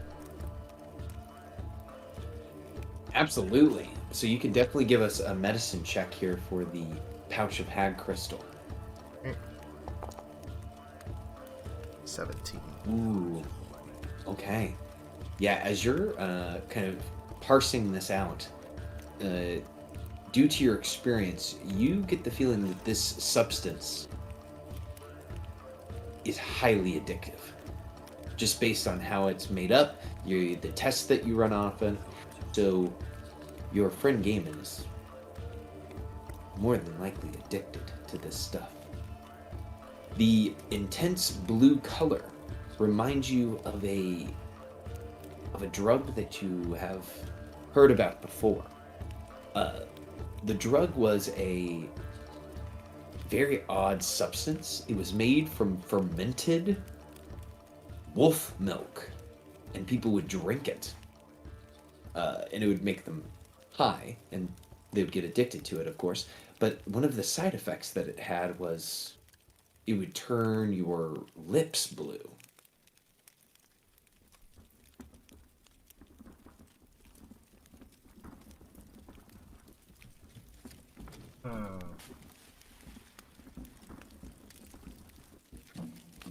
And this was just a regular wolf's milk, correct? Of the one that she had heard of before, not the hag crystal. Correct. Okay. I think Alicia will kind of remember that there was some mentioning of winter rules somewhere, and is trying to wonder if there's a connection between what she has known and of the winter rules, but we'll possibly leave that for another day. They may have to talk to Gaiman about the addiction thing later. And then yeah, the second part, look into the dagger again and start attuning to it.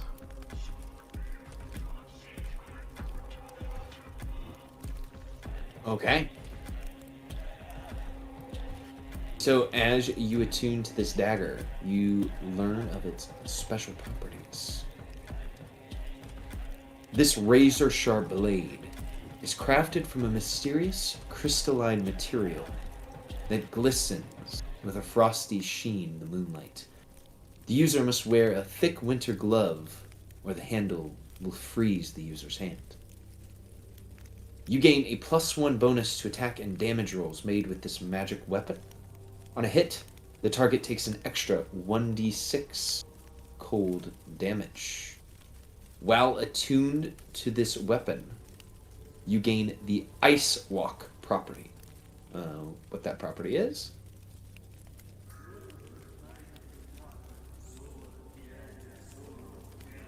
Ice Walk. You can move across and climb icy surfaces without needing to make an ability check. Also, difficult terrain composed of ice or snow doesn't require extra movement.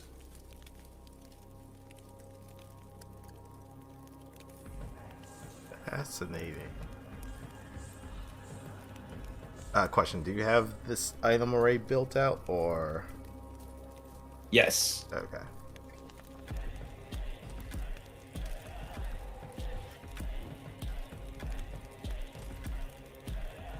I am just fixing up the Ice Walk.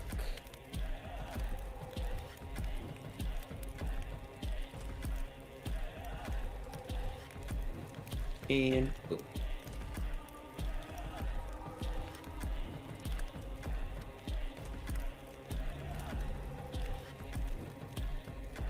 Alrighty, and I will drop this onto Alicia's character sheet, as you now have the ice knife.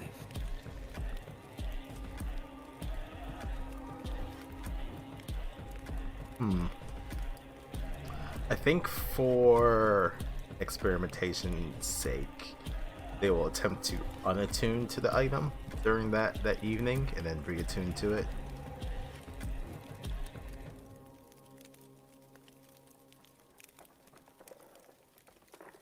Okay. You are able to attune and reattune, drop attunement, all of those things without necessarily anything negative happening or any sort of negative effect. Okay. Yeah, I imagine with Alicia's background and stuff like that, they've heard of weapons that are cursed, and this item came from a killer, so it was just trying to make sure that was the case, or it wasn't the case. May speak about this to Akia at a later date, but probably not right now. And that's it for Alicia. Excellent.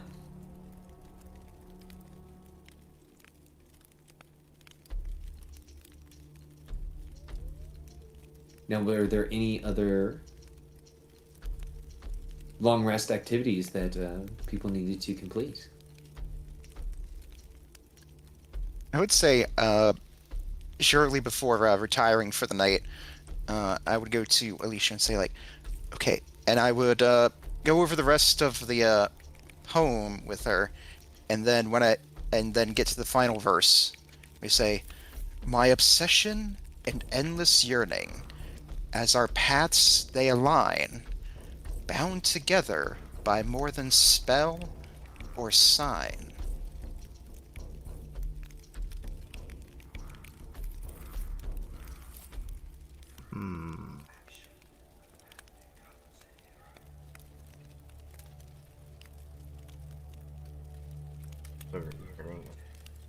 Line back.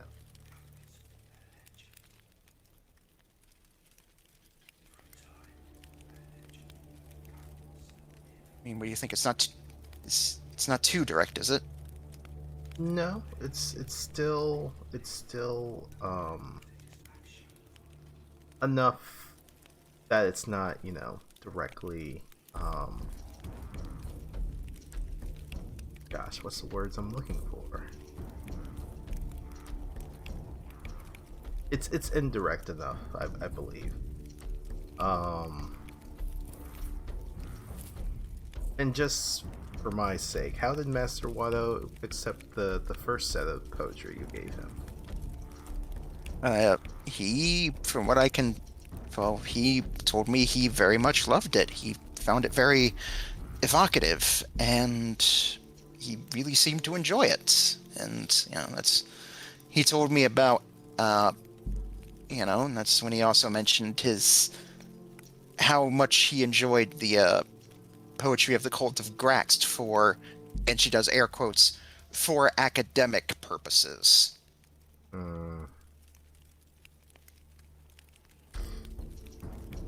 Well, my interaction with the Cult of Grax is limited, but, well, it really depends. At times they can just be for fun and harmless recreation, and other times a little bit more sadistic. But as long as Master Watto understands what they do, then I guess that's okay for now.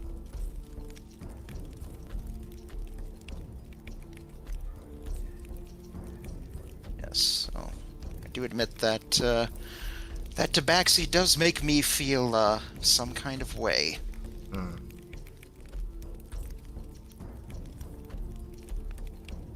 Lisa doesn't say anything, there's just a little bit of a smile that just curls up on the corner of her mouth. And you just hear let out like that dreamy sigh, like, ah.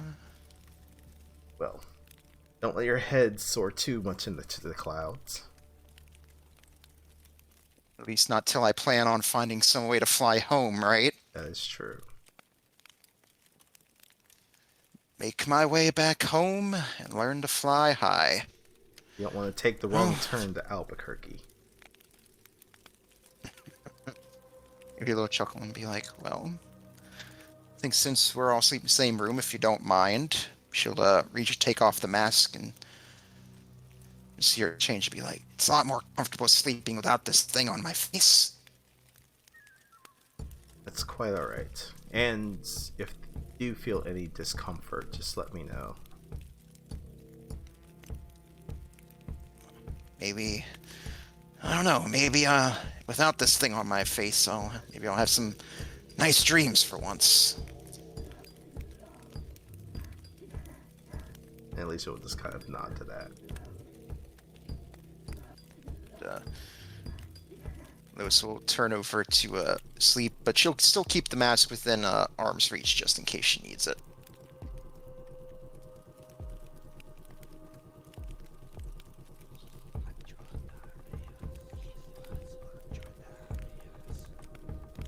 Excellent. Or their big gray boy get up too. Yes, Gaiman.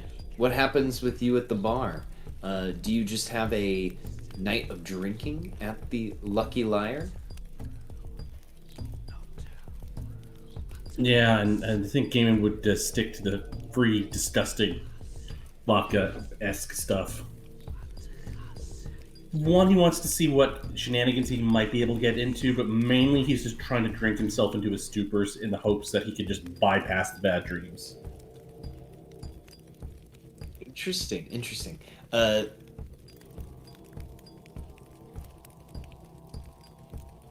So at a certain point, Gaiman would, of course, drink himself into a stupor, probably pass out soon afterwards. Lonelywood is so devoid of the order of the other towns that him sleeping on the floor of the bar would not cause Danae Zotel, the owner, much trouble at all, as the bar is hardly ever filled. And this would be a new source of entertainment for those that would go inside.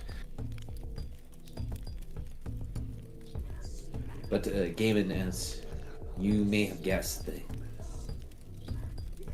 the connection that you have with whoever has made this crystal comes back around at some point during your rest. Okay. Gaiman, that familiar female figure you can see working.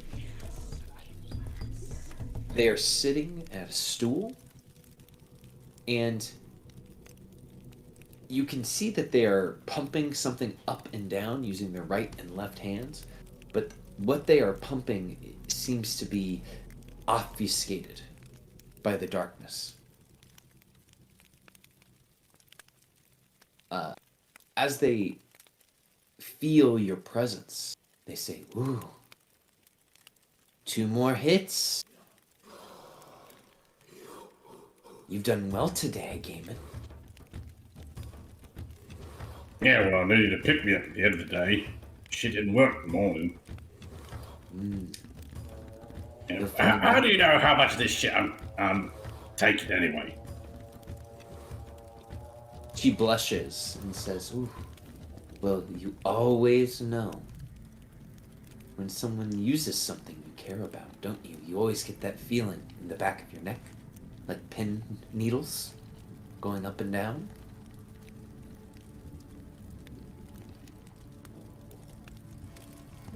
Now, Gaiman, you have to know, the more you use, the more you'll want. And sooner or later, you'll have to come for the even better stuff. Right from the source.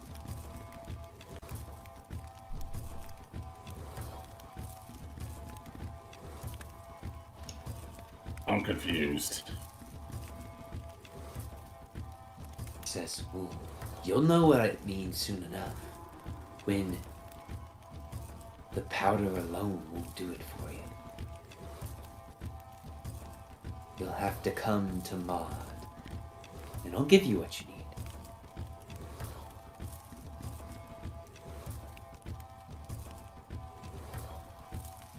Yeah, well, I mean, this stuff's pretty good. I mean, what's better than this?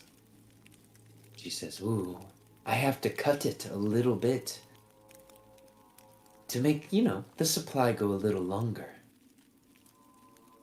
The unadulterated, pure, why, it's something a little different. I'd be willing to give you a sample if you'd like.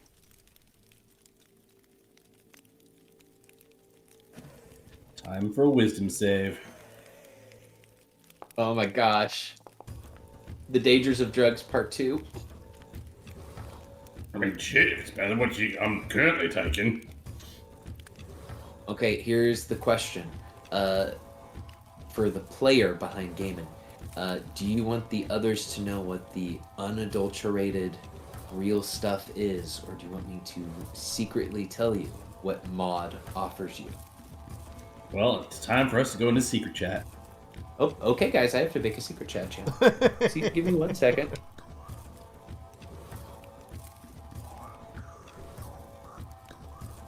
All right, let's go into secret chat, and I will tell you what mod offers you.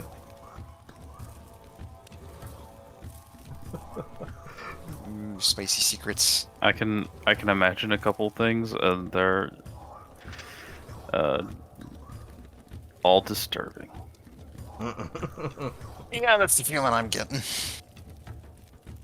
And this is a lesson that you don't do drugs. The hag crystal was just the gateway. It sounded like the hag was like milking a winter wolf. That's what I'm thinking, honestly.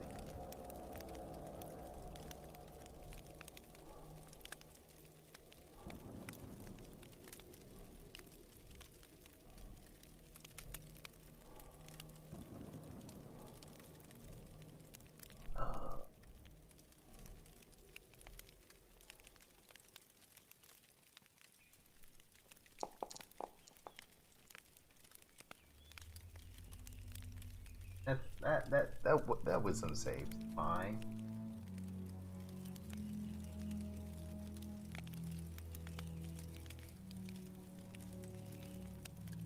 We did learn that there was a pack of winter wolf at Dugan's Hold. Dugan's Hold? Yeah, I got it on the map. Dugan's Hole. So if that ends up being a thing, probably investigate that down the road.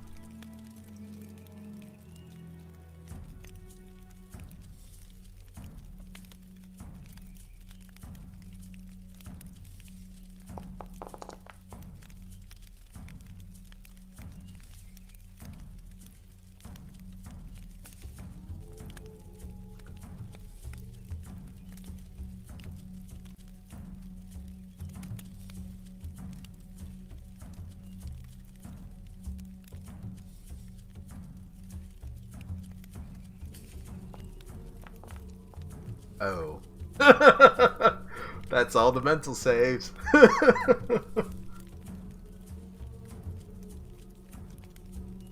mean, all the good stuff happens when you roll a natural 1, right? Yeah. The lower the better, right? Can't go lower than a 1.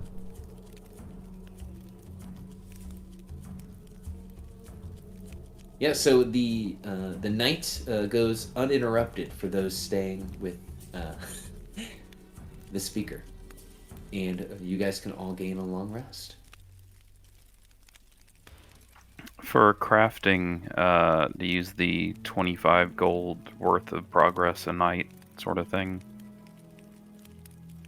Yes, that's fine with me.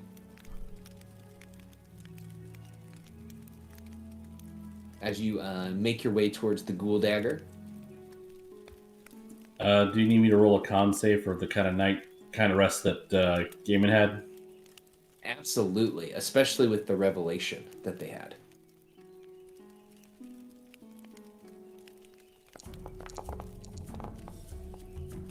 We're good. Now, if anyone in the group here can guess in the roleplay channel, or not roleplay channel, just general channel during the week what the source is, I might offer them a lucky point for next game. I mean, I've got 2 guesses, and I don't want to say either of them out loud. Excellent. Okay, so the morning has come. It's well, you guys said you're going to meet them at dawn, or what accounts for dawn? I think Dale was gonna meet us outside the speaker's house in the morning. Yes, that is correct. Yep, Lotus would put her mask back on and stretch and say, like, best night of sleep I've had in a while. That's good to hear. Didn't sleep half bad myself, actually.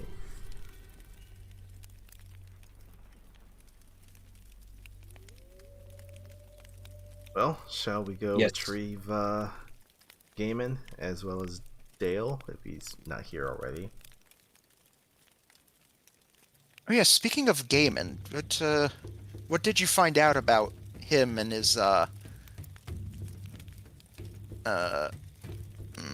she's trying to find a gentle way of saying this. His peculiarities.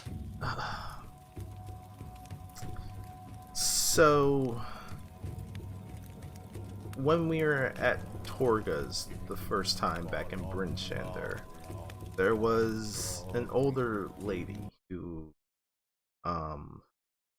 was giving out samples of a substance.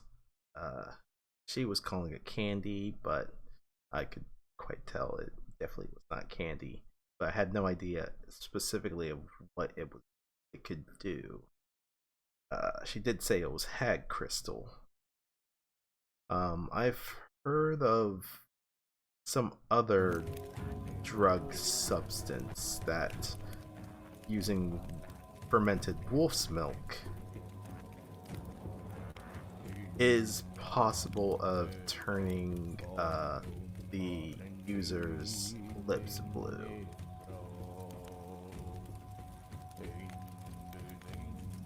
I don't have all the specifics, but I think our big friend has been using somehow has been using the substance a little bit more, because it was only a sample pouch that we were given, so maybe Gaiman has gotten more. I'm not 100% sure, but I mean, his lips are still blue since that last time that we were at Torga's. Not the most recent time that we were at Torga's, but... Well, you seem to know a fair amount about this, but so I'll defer to your judgment. I mean, I'm hardly one to shame someone on their vices, because, after all, and you see her take out a cigarette and light one up. Yes, the cancer sticks. Haven't gotten to me yet. I kid. But yes, we all do have our own vices. I do want to tell you, where I'm from, I've seen addiction can do terrible things, but if it does become a concern, it is something you do need to approach very carefully. Yes.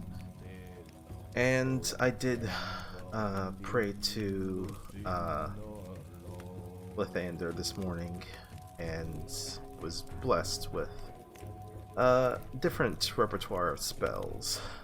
Maybe if something negative has happened to our large friend, maybe I can deal with it. But for now, I'm trying to at least observe him and make sure that he's at least fine, relatively speaking.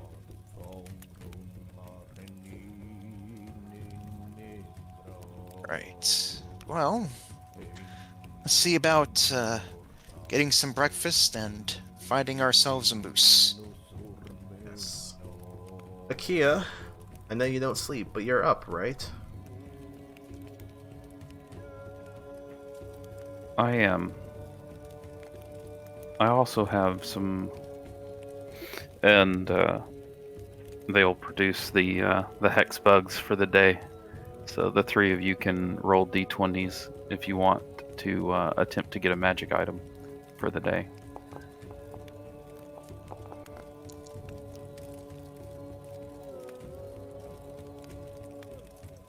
Oh, and do we need a rollie from Gaiman here? Yeah, Gaiman, you want a magic item for the day? No, I don't want any magical stuff. Okay, so the sarcasm bit me in the ass. Dice believed you. All right, Alicia, you can either have the magic weapon or the magic armor. I'll continue using the +1 shield.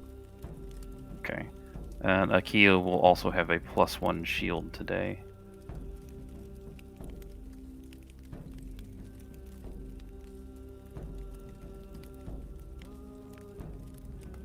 Yeah, I guess we go outside and see if Dale's there. If not, then we go to the Lucky Liar.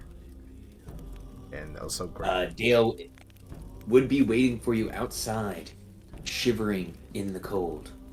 Were you outside this whole time? I've been waiting for a while. I can't sleep. All I can think about is getting my vengeance against the moose. Okay. Well, we don't need you getting frostbite before we go out, so let's go grab our large friend at the Lucky Liar and let you go warm up for a little bit before we head back out. Okay. Yeah, I guess we go pick up Gaiman. Yeah, so you guys travel to the Lucky Liar. Doesn't take you too long. And yeah, Gaiman, you would still probably be asleep on the floor in the center of the tavern. Okay. Yeah. Just in a pool of his own drool. Just like face just sort of kind of spit glued to the floor, snoring.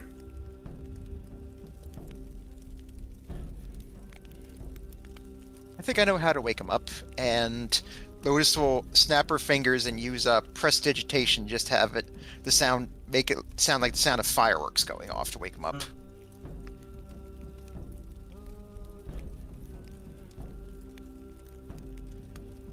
Let's see.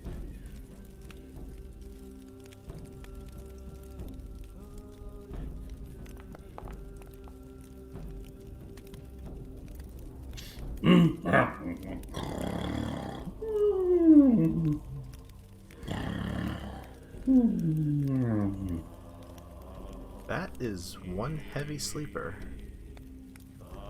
Do you want to try? I don't want to risk touching him.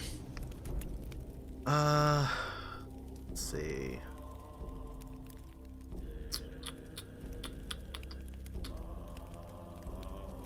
Don't know if I have anything that would.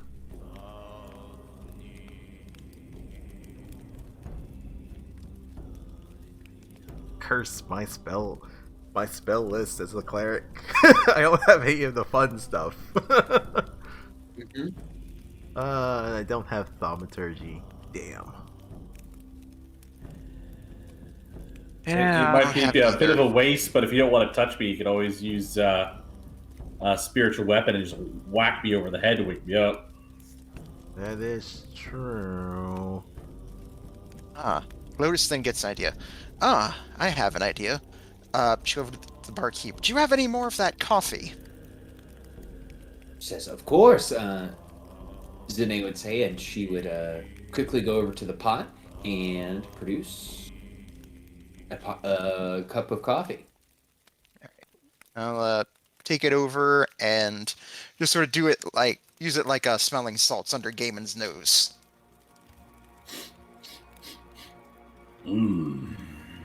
Something smells good. Oh. I take it it's morning. Morning, Gaiman. Oh, I'm hurt, Gaiman. I thought you were talking about me there for a moment. You only got eyes for water. What are you going on about? See, I'll look over to Alicia and say, see, I told you, even he knows. I mean, you do it to yourself. You'd make a terrible gambler because your tail gets so twitchy when you're around him. You just sort of see her. Well, I'll let you in on a little something, Gaiman. That's not the only thing. And then she'll just hand you the cup of coffee and then just walk away. Oh my. Jamin's just gonna shrug. He doesn't get it. Oh my.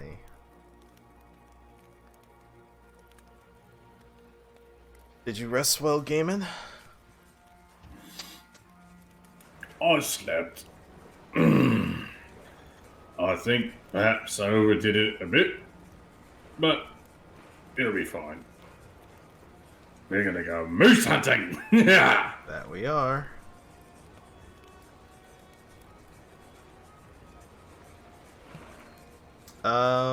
Just looking at Gaiman, is his lips still blue colored? As you take a look at Gaiman now that he's fully stepped up, his lips are blue, and something that might be a little bit more disconcerting, you see that the veins that kind of lead off of the lips going into the face, you see that the veins have started to become a little bit more protruded off of his face near his lips.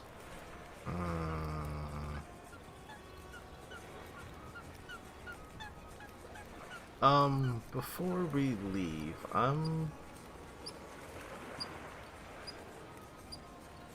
Gaiman, I'm going to do something, and I hope I have your consent.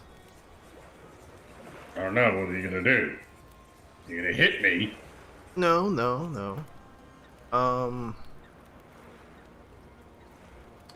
Something about you seems a little bit off, and I want to make sure that it's not affecting you negatively. If you don't mind. What you mean? Do I have a lot? Is something messed up with my clothes? No, it's not your clothes.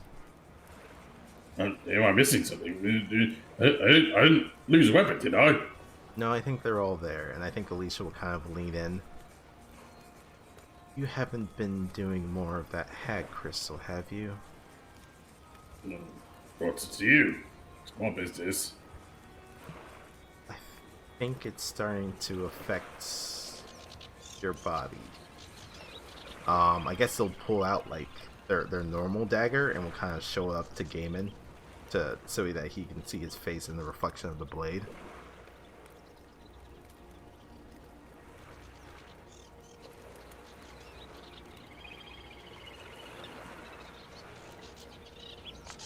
What is Gaiman's reaction to seeing the veins kind of coming up to the surface? I think it makes me look kind of scary. Oh my. Well, if you don't mind, I would at least like to try something. Yes.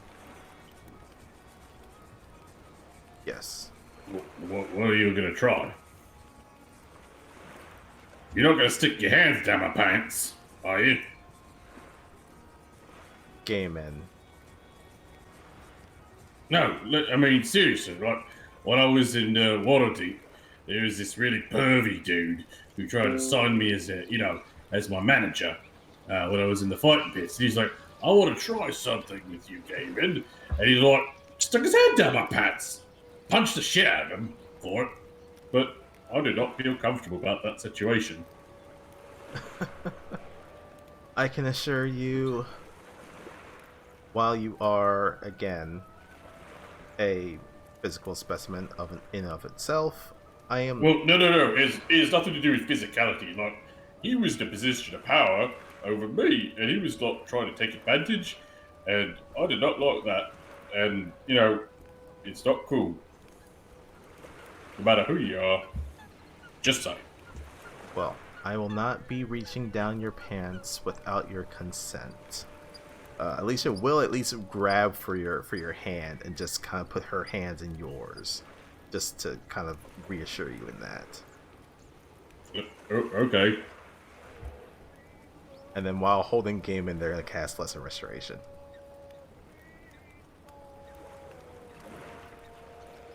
Any drunkenness or hangover that Gaiman was feeling ends. Your magic washes over him, and Alicia, you see that the color of his lips remains that same blue, and the veins still remain raised up. But Gaiman, you feel right as rain and ready for the day. All right. Well, at least hopefully this gave you a little bit of a pick-me-up. since we're going to be encountering that moose and that red-haired lady. So, don't know what we'll be getting up to. That's all. Chicken ass is what maybe you're getting up to. And Yeah. then we'll let go of Gaiman's hand.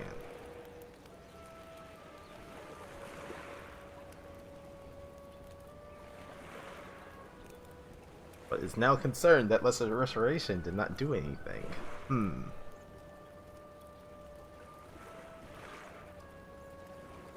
I'll have to consult their scrolls.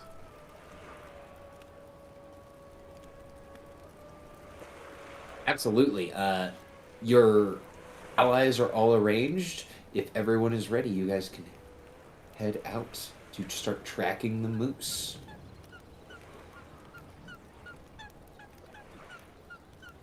You must gather your party before venturing forth. Mm-hmm. Icewind So, Dale, lead the way.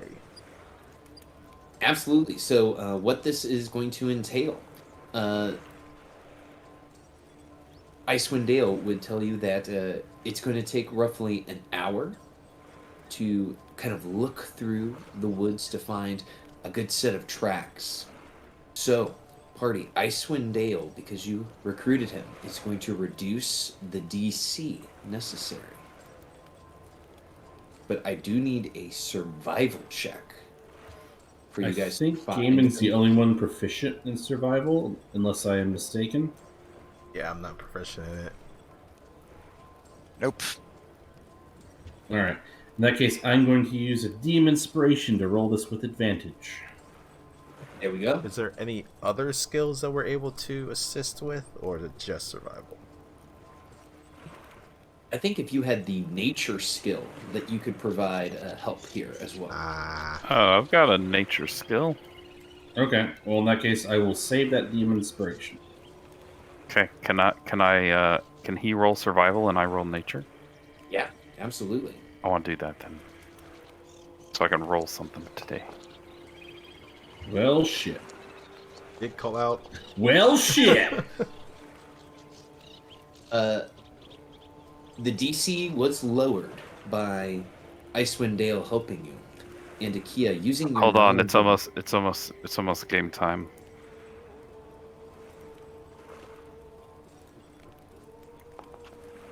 $26. It's use it or lose it. It's true. It's true. Alright, in that case, I will also roll a d6. Well, I was gonna say we started a little bit later because I was late. Is there any possibility? Hot damn, 13. Alright. Okay. Now, here's what I would like. I would like Akia. Can you roll me another d6?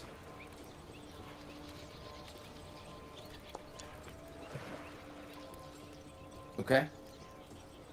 As you are searching, Akia, you find a set of large moose prints.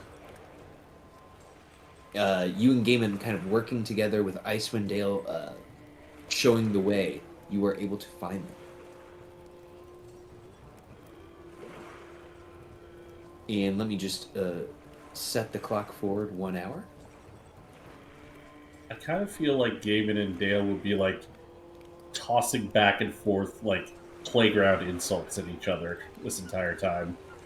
Oh, absolutely. Like it's a one-upmanship of you guys trying to Yes. find the tracks better than the other.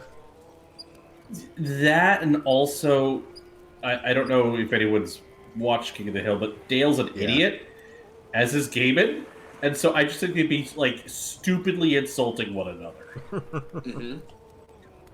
There's several poo-poo heads, several fat, several you dunce.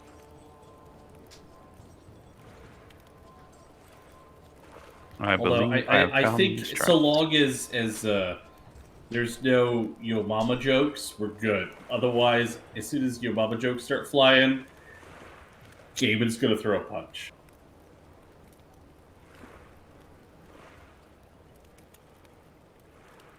Absolutely. It never gets that far. He would never cross that path. Okay. As you have spent an hour searching, you come to a clearing. Towering amidst the towering pines of Lonelywood A moose commands attention with its broad antlers and proud stature. It surveys its surroundings with curious eyes, fur rippling in the crisp breeze. It seems at home in this frozen realm where the crunch of snow underfoot is the only sound you hear. King of this forest, it carries an air of grandeur, unaffected by the icy winds that howl through the trees. You see the moose is covered with snow. What do you all do?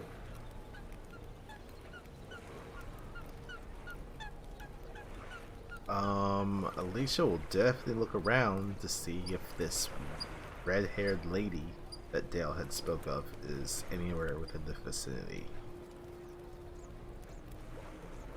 Absolutely.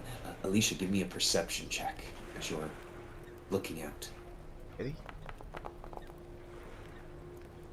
Alicia, you know without a shadow of a doubt there is no red-haired female anywhere in the vicinity of this moose that is covered in down snow.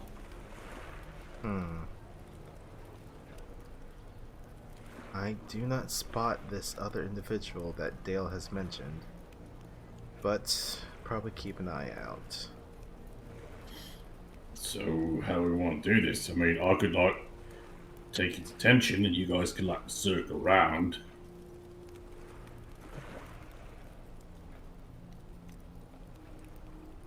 Dale says, wait.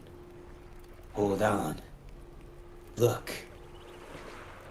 The moose takes a few steps forward and shakes its mighty body. Its fur, the color of rich earth and fallen leaves, blends seamlessly with its surroundings. Its eyes, a gentle maple brown.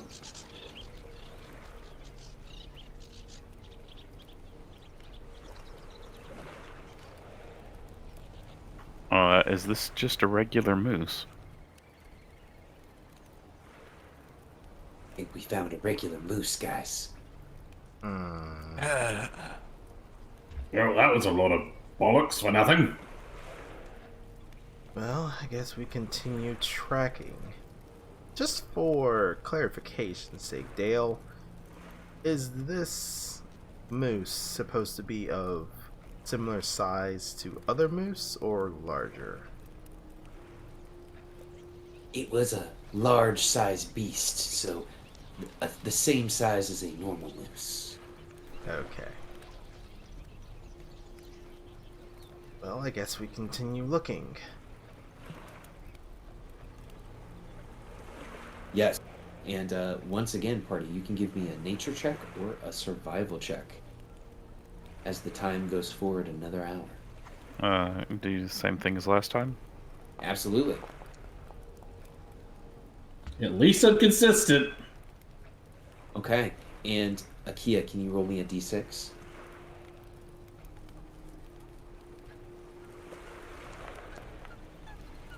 Perfect. And then Gaiman, can you roll me a d20?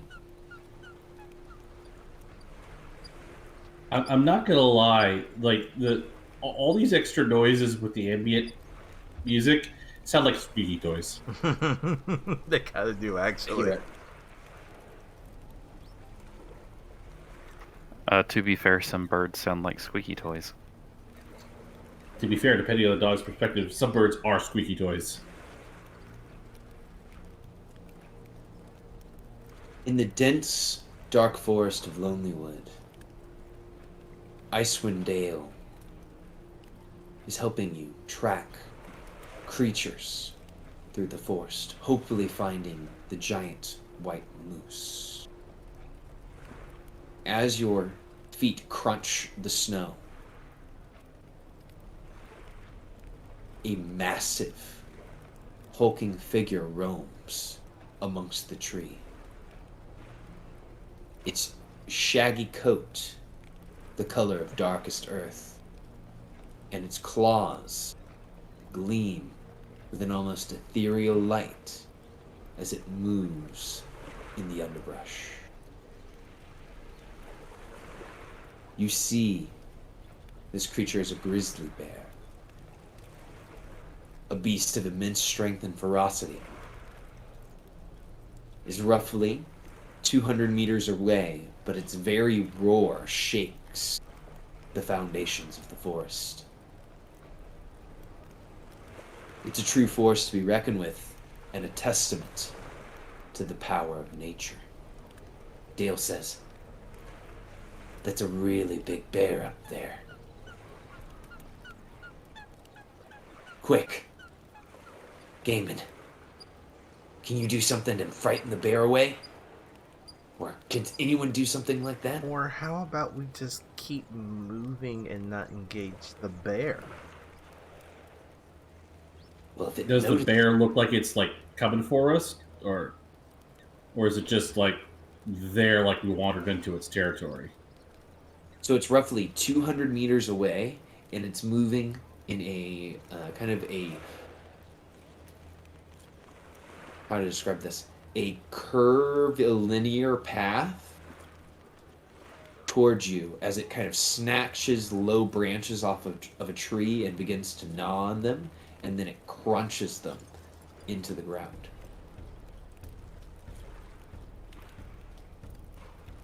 So, like, it is approaching us. Yes, it is approaching you guys in a pattern that kind of looks like this. Kind of slowly curving. Oh, unfortunately, the As it moves around trees. map is pretty dark. Oh. I'm also not on that map. Oh, you're not on the Lowlywood map? He's on the map. Just I don't think he's... No, I'm on the landing page. I clicked on a thing and it sent me to the landing page. Oh. Well, hold on, sir. I don't know why. I was just clicking things.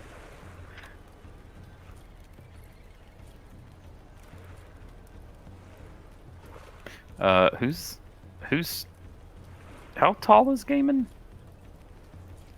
7 foot.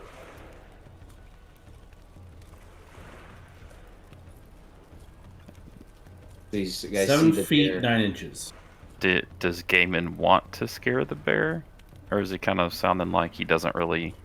He just wants to avoid I mean, the bear? unless the party says let's back away, he's gonna try and scare the bear. I think Alicia would just be like, let's not engage the bear and just keep moving around. Man, how tall are bears if they stand up? Aren't they like? Sure. 10 feet if it's a really big grizzly. Taller Something maybe. like that. So it'd be like taller than you by a lot. Yeah. No, because I would rage. Oh, that's right. Your rage makes you larger. I am biggin. Yeah. You double in every dimension. So you'd be 14 feet tall. I guess. Grizzly bears, on average, get up to 3 meters tall when they're standing on their hind legs. I thought they got bigger. But they are 3 meters, so like almost 12 feet, and then they are a meter to a meter and a half tall when they're just standing on their 4 legs. I don't know why this site is in metric. Apparently, my metric to feet conversion in my head is broken. Okay, yeah, 12 feet tall sounds about right. Oh my gosh! So yes, Gaiman, you see this bear coming, and it's roughly 150 meters away, making that curvilinear path towards you. Okay, he's gonna look back at the group and he's gonna smirk at Dale and say, "Watch this! I'm gonna cut it down to size." But not in like an aggressive way, but like in a cocky kind of way. And he's going to work himself up into a rage. He's going to, of course, increase in size, and he is going to give a roar at the bear, and throw his arms out and pound his chest to scare it off. Yes, give me an intimidation check with strength. And I want to give you advantage because you spent a class resource here. And you can roll with advantage by holding down shift. Thank you for the reminder. Good thing I had advantage. Yeah, 14. The bear looks to you guys, and it turns, and it walks the other way. Oh, wow. Nice job, Gaiman. And to just kind of prove a point and to emphasize the one-upmanship with Dale, he's going to make it a point to knock over some trees for good measure. Absolutely. Some trees have been knocked over. So you guys are 2 hours into your exploration. I'm sure some loggers will come by and collect those.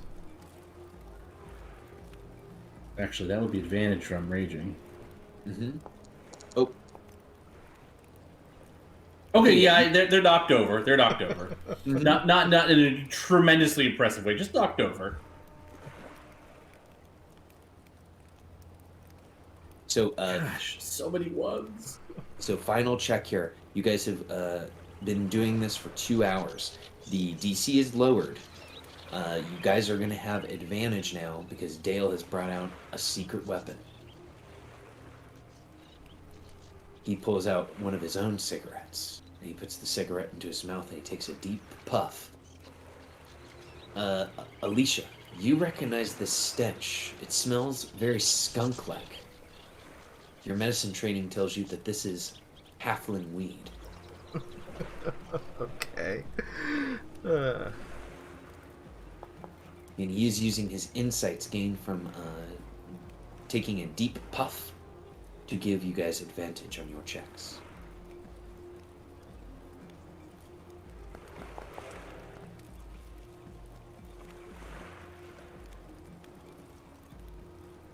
Okay, 14 and a 21. Perfect. And Akia, will you roll me a d6? And Gaiman, will you roll me a d6?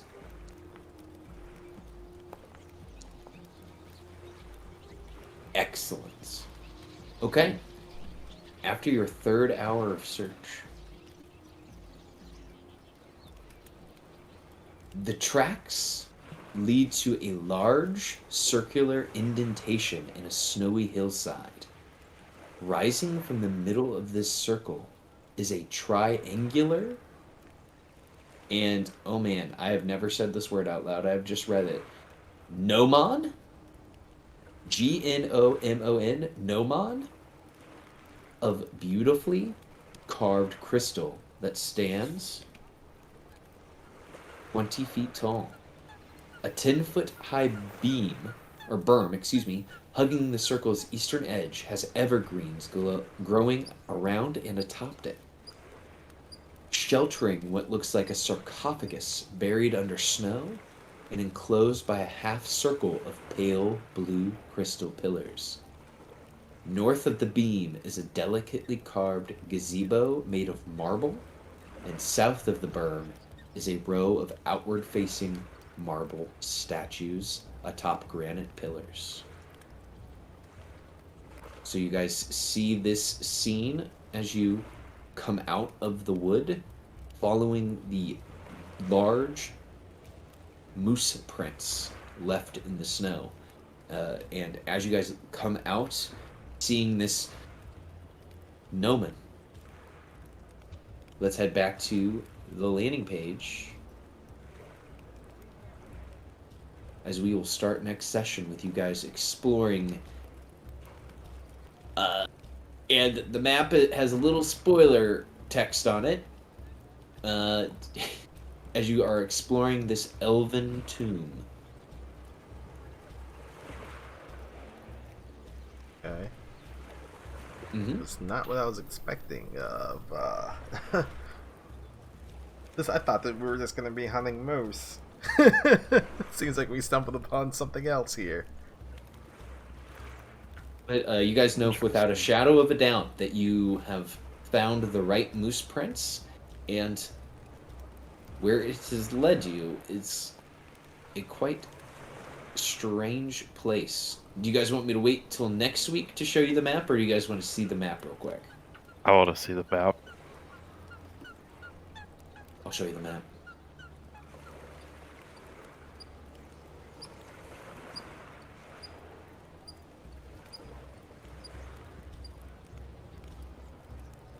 And you guys would see there's some stuff going on here.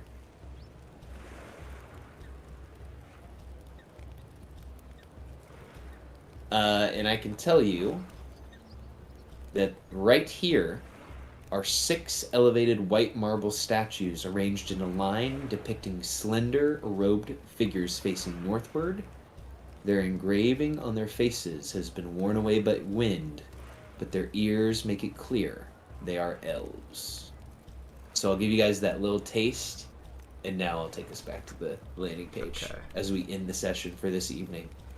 Guys, I feel like this was an awesome session. I know we had kind of a late start, but that is A-okay. I apologize for that. The podcast went on longer than I expected. No, you're Unacceptable. Good. You are good. You guys were celebrating the end of an awesome campaign. So next week is the 10th. Does anyone foresee any difficulties making the session on the 10th? Nope. I'm good. I should be good. Well, I can speak about it next week, but I think the 17th may be a difficult for me because I may be out of town during that time. I'll know for sure next week. I gotcha.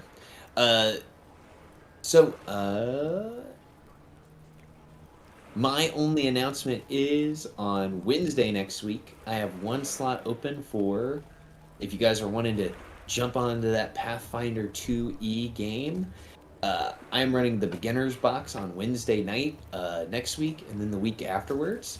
From what I have read, it should be doable in 2 sessions. If a 3rd session or a 4th session is required, we'll schedule from there, but it is pretty quick.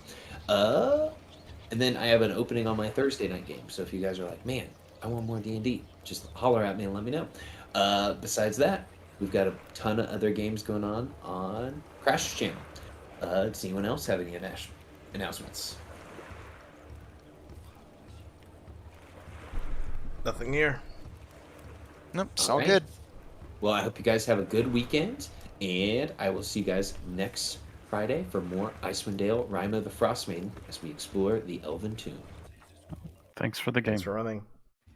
Thanks. My pleasure. You guys have a good one. All right. Too. Good game. Good night, everybody. Good night. Good night. Thanks everyone for Night. tuning in. Catch you next time.